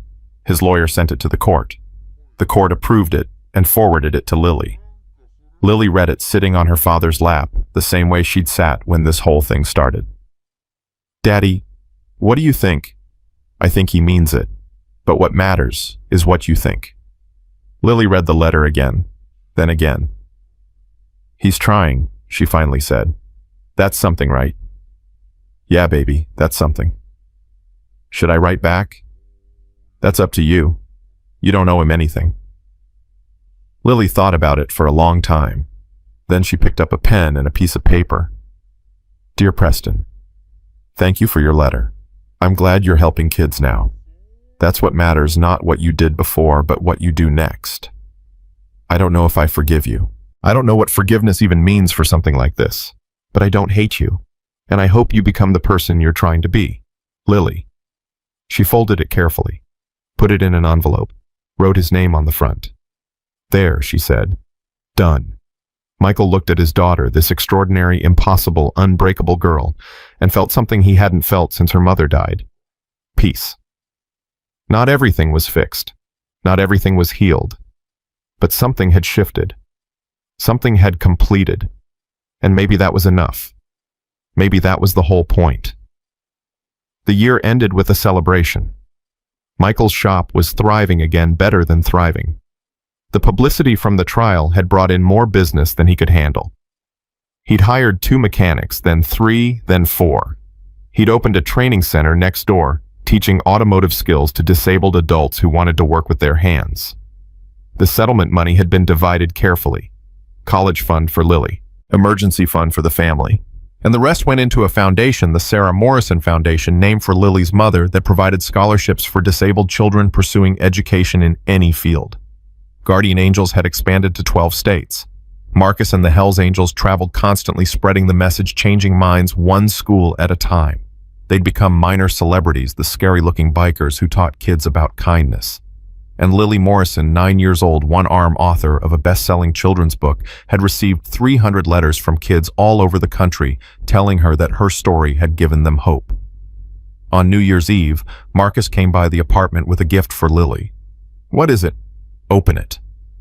She tore off the wrapping paper to find a leather jacket, child-sized, with patches. That's an official Guardian Angels jacket, Marcus said. We voted. You're one of us now. Honorary member. Lily's eyes went wide. Really? Really? You earned it, kid. Everything you've done this year. Marcus's voice caught. You reminded me why we do what we do, why it matters. Lily threw her one arm around him in a fierce hug. Thank you, Marcus, for everything. For that day in the parking lot, for not walking away. I couldn't walk away. You know why. Why? Because I had a daughter once. Sarah. She passed away when she was 6. Marcus pulled back, met Lily's eyes. When I saw you in that parking lot being hurt, being alone, I thought about her. I thought about what I would have wanted someone to do if she was the one being bullied. I'm sorry about Sarah. Me too, every day. Marcus smiled through his tears. But you know what I think she sent me to that gas station that day? I think she made sure I was there when you needed someone. Like an angel. Yeah, kid, like an angel. Lily looked at the jacket in her hands, at the patches that declared her part of something bigger than herself. Marcus, do you think she'd be proud you're Sarah? I think she'd love you. I think she'd want to be just like you when she grew up. Marcus stood. Happy New Year, Lily. I'll see you at the next school visit. Happy New Year, Marcus. He left. Lily put on the jacket. It fit perfectly. Michael watched his daughter examine herself in the mirror, this warrior in leather and purple, this symbol of everything good people could be. You look amazing, baby girl. I feel amazing, Daddy. She turned to face him. Is this real? Everything that happened? Sometimes it feels like a dream. It's real. All of it. The bad stuff and the good stuff. The bad stuff made the good stuff possible, didn't it? Maybe. Or maybe you made the good stuff possible. The bad stuff just gave you a chance to show who you really are. Lily thought about that. Then she smiled. I like that better. Me too. Outside, fireworks began to explode. A new year was starting. A new chapter was beginning. And somewhere across town, Preston Whitmore sat in his small apartment he'd moved out of his father's mansion months ago, writing a scholarship application for a program in adaptive technology engineering. He wanted to design prosthetics, affordable ones, for kids. He wanted to spend his life making things that helped instead of hurt. He didn't know if it would ever be enough to make up for what he'd done, but he was going to try. They all were. 3 years changed everything and nothing. Lily Morrison was 11 now, tall for her age, with her mother's eyes and her father's stubborn jaw. She'd grown into the kind of girl who walked into rooms and made people pay attention, not because she demanded it, but because something about her commanded it naturally. The video that had once defined her was ancient history in internet terms. New outrages had replaced it. New heroes had emerged. New villains had fallen. The world had moved on, as the world always does. But the changes Lily's story had sparked remained. Guardian Angels operated in 43 states now. Over 200,000 students had heard the message. Bullying incidents in participating schools had dropped by an average of 47%. Teachers reported that kids were speaking up, more protecting each other, more treating differences as interesting rather than threatening. And Lily's law, the legislation that made cyberbullying of disabled minors a felony with serious consequences, had finally passed through Congress after 3 years of advocacy, lobbying, and one very determined 11-year-old girl testifying before a Senate committee. Miss Morrison, Senator Patricia Coleman had asked during the hearing, "You're asking us to create new criminal penalties for behavior that some might call just words. Why should words be treated as seriously as physical assault?" Lily had leaned into the microphone. "Because words leave scars you can't see. When that boy called me defective, it didn't heal in a week like my scraped knee. It's been 4 years and sometimes I still hear it. In my head, when I'm trying to fall asleep. When I meet new people and wonder if they're thinking the same thing." She'd paused, gathering herself. Physical wounds heal from the outside in. You can watch them get better. But word wounds heal from the inside out, if they heal at all.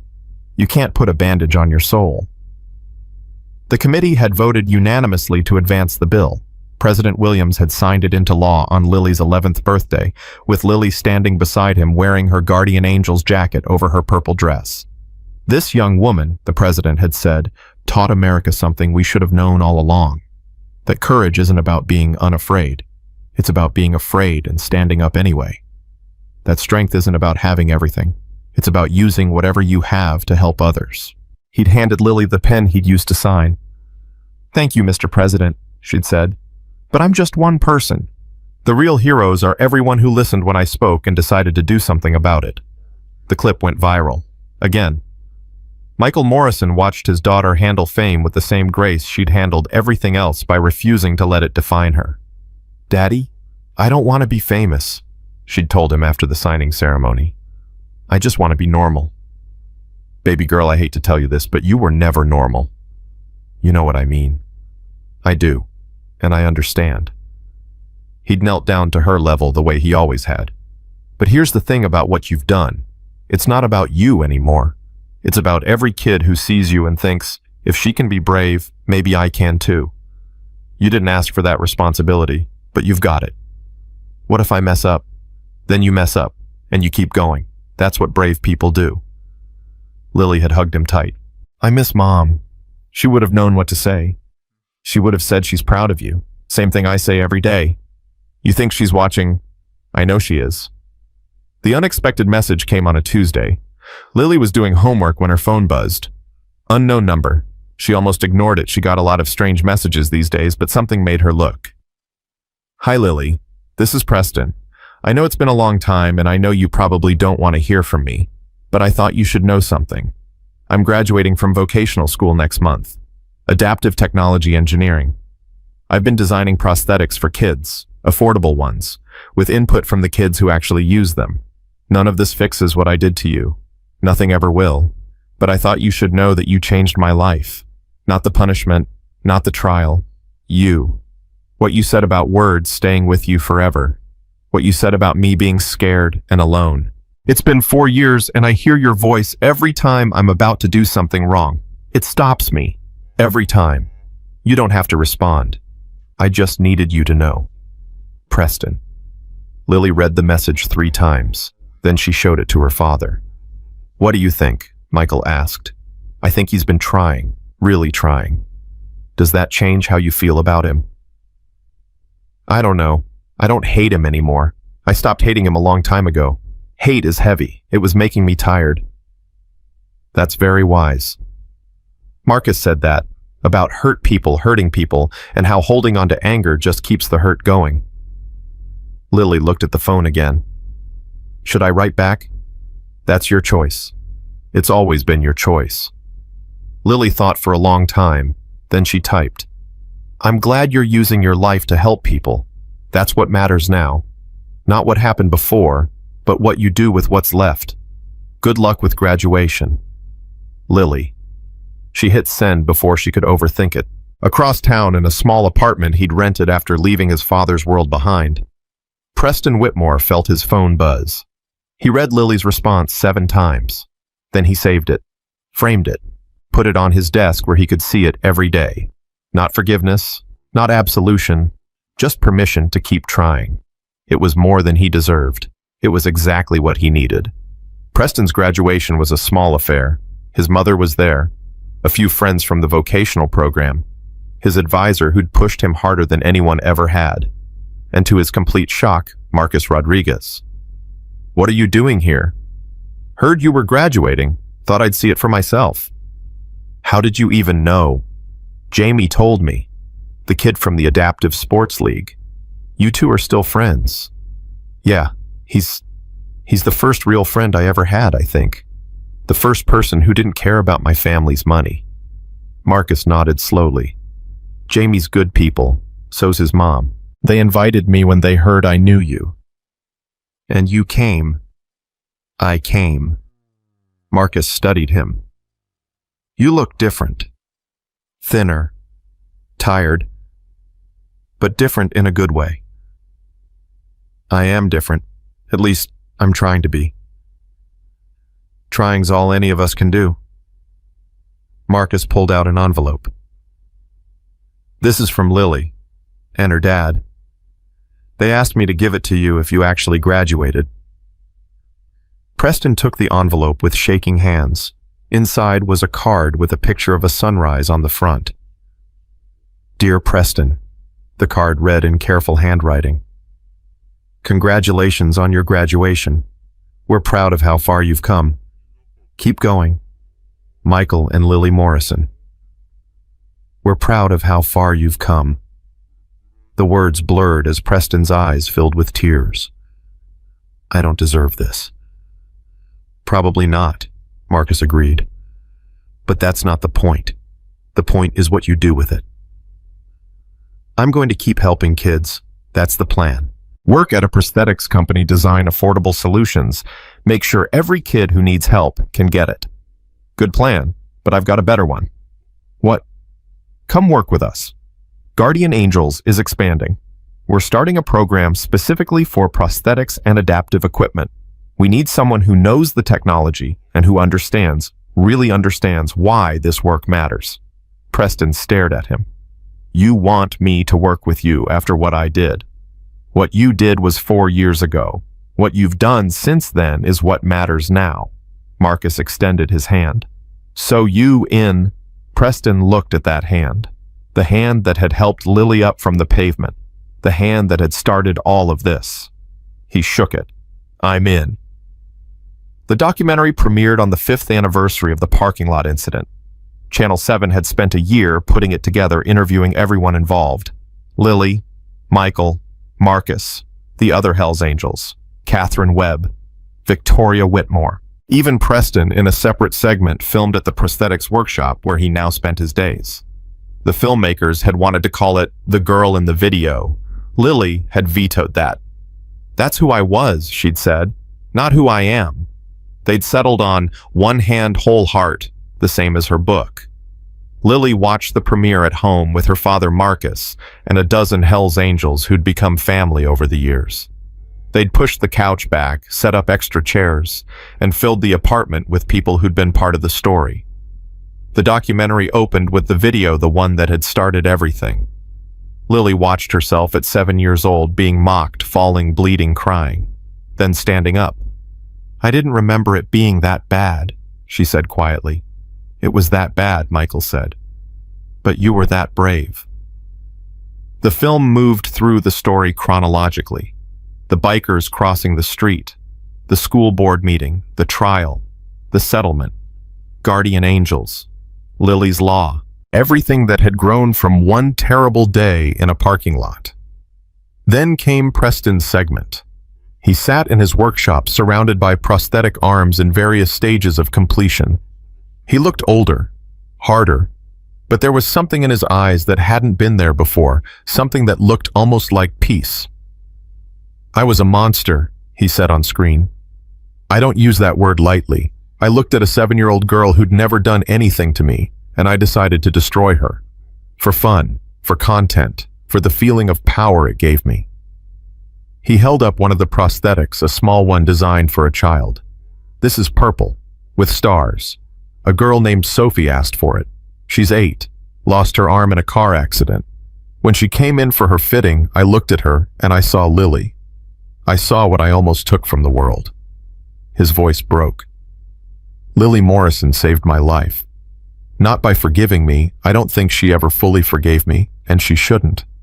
But by surviving me. By showing me that the person I was trying to break was stronger than I would ever be." He set down the prosthetic. "I can't undo what I did. I can't give her back the childhood I helped destroy. But I can spend the rest of my life making sure other kids don't feel the way she felt. That's not redemption. It's not even close. It's just trying. Every day. To be someone she'd be proud to have changed." The room was silent as the segment ended. Then Lily spoke. "I didn't know he felt that way." "Would it have changed anything if you had—" Lily thought about it. "No, but it's nice to know." The documentary ended with current footage of Lily speaking at a school, laughing with Marcus, walking with her father through the parking lot where it had all happened. "What do you want people to take away from your story?" the interviewer asked. Lily looked directly at the camera. "That words matter. That standing up matters. That one person can change things, but it works better when you're not alone," she smiled. "And that the worst day of your life can become the first day of something amazing. If you let it, if you fight for it, if you refuse to let anyone tell you that you're less than you are." The screen faded to black. Credits rolled. And somewhere in America, a girl who'd been bullied for her weight turned off the television and decided to tell someone. A boy who'd been mocking a classmate put down his phone and walked away. A teacher who'd been ignoring warning signs picked up the phone to make a call. A parent who'd been too busy looked at their child and asked, "Is everything okay?" One story, millions of ripples. The final visit was Marcus's idea. 1 year after the documentary, on the 6th anniversary of the incident, he suggested they go back to Riverside Elementary. Not for a Guardian Angels event, not for press, just to see. Lily didn't want to go at first. "Why, what's there?" "Something I want to show you." So she went. Michael drove. Marcus followed on his bike. The parking lot looked different. Smaller somehow, the way places from childhood always do when you return. But that wasn't what Marcus wanted to show her. "This way." He led her around the building to what used to be an empty field behind the school. Lily stopped. Where there had been nothing there was now a playground. But not just any playground. Every piece of equipment was designed to be accessible. Ramps alongside stairs, swings with supportive seats, sensory stations for kids with autism. Everything colorful, everything welcoming, everything built to include rather than exclude. And at the entrance, a bronze plaque. The Lily Morrison Inclusive Play Space, dedicated to the girl who taught us that different isn't defective. It's beautiful. Lily's hand flew to her mouth. When did they finished it last month. The school board approved it after Lily's law passed. The funding came from donations, people who saw the documentary and wanted to do something. Marcus stood beside her. This is what you built, kid. Not just a law, not just a program. This. Children were playing. A girl in a wheelchair raced a boy on foot, both of them laughing. Two kids helped a third navigate the sensory station. A group of mixed abilities played together on the inclusive climbing structure. Nobody stared. Nobody pointed. Nobody used words that would stay with anyone forever.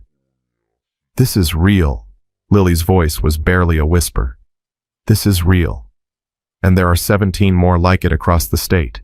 23 more being built. Marcus put his hand on her shoulder. You remember what you told me that first day at the gas station after everything happened? I said I was used to it, being hurt. And what did I say? That no kid should ever be used to being hurt. Marcus nodded toward the playground. Look at them. Those kids aren't used to anything but playing together, being together. That's because of you.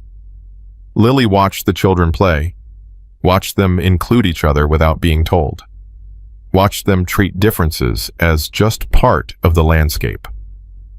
I was so angry, she said quietly, for so long, at Preston, at his father, at everyone who'd ever made me feel small. And now I'm just grateful that it happened to me instead of someone who couldn't handle it, that I had you and Daddy and everyone who showed up. She turned to face Marcus. Is that weird? Being grateful for the worst day of my life. It's not weird, it's wisdom. Marcus knelt down. He always knelt when they talked about important things. The worst day of your life became the foundation for everything you've built. The anger you felt became fuel. The pain you survived became proof that you could survive anything. That's not weird. That's alchemy.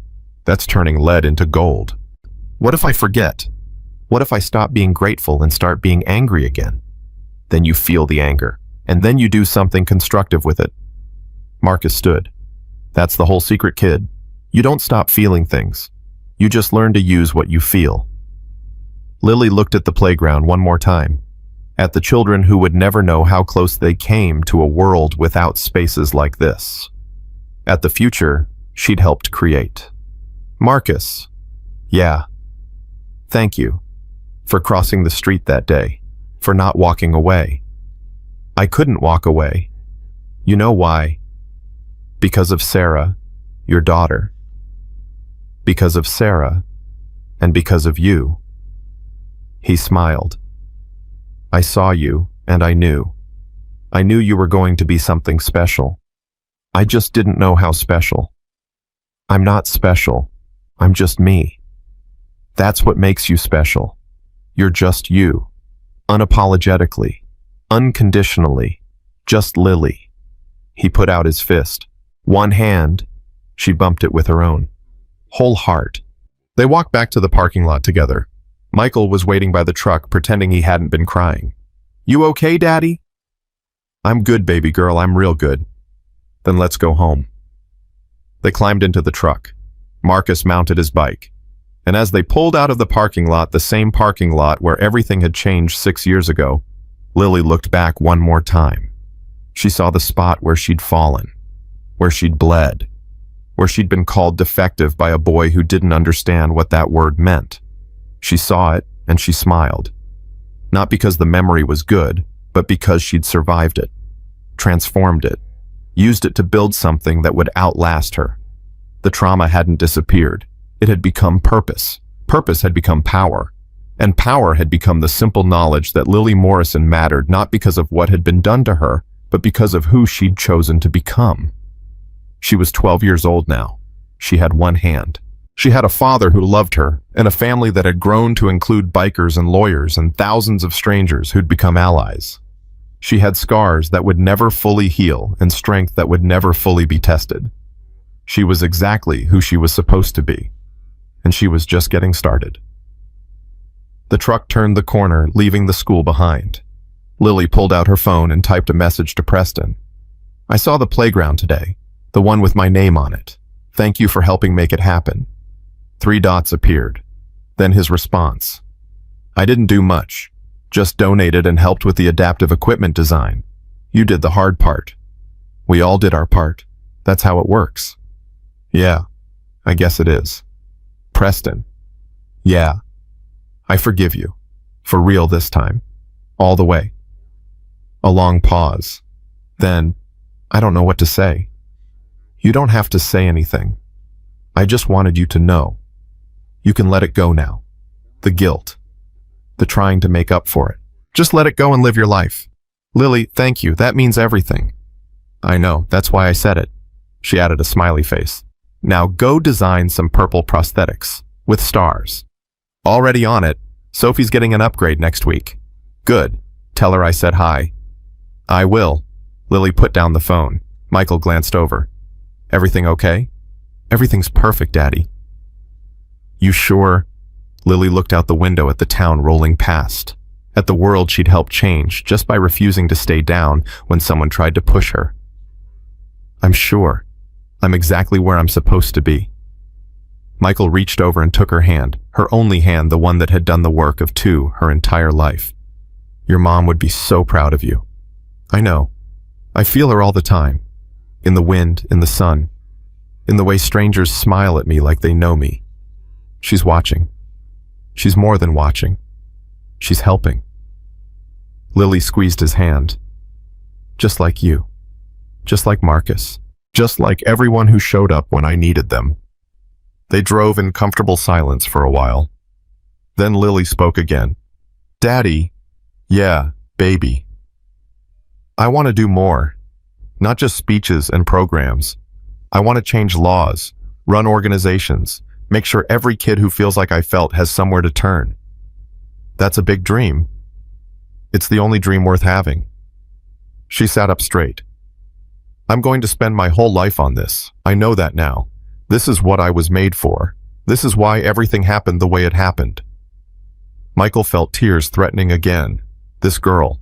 This impossible, unstoppable, unbreakable girl. "Then that's what you'll do," he said. "And I'll be right beside you, every step. Promise. Promise." Lily leaned her head against his shoulder, the way she'd done since she was small enough to fit in his lap. "I love you, Daddy. I love you too, baby girl. More than all the stars." "More than all the stars," she echoed. Behind them, Marcus's motorcycle rumbled steadily, a guardian angel on 2 wheels. Ahead of them, the sun was setting, painting the sky in purples and golds. And Lily Morrison, the girl in the video, the author, the advocate, the symbol, closed her eyes and let herself rest. She'd earned it. She'd earned everything. The worst day of her life had become the first day of her purpose. The word meant to break her had become the foundation of her strength. The boy who'd tried to destroy her had become someone trying to heal others. And the bikers who'd crossed a parking lot to help a stranger had become family. Not bad for a girl with 1 arm. Not bad at all. The truck disappeared over the horizon, carrying a mechanic, his daughter, and a story that would echo through generations. This wasn't an ending. This was a beginning. And Lily Morrison was ready for whatever came next, because she was exactly who she was supposed to be. 1 hand, whole heart, unbreakable soul.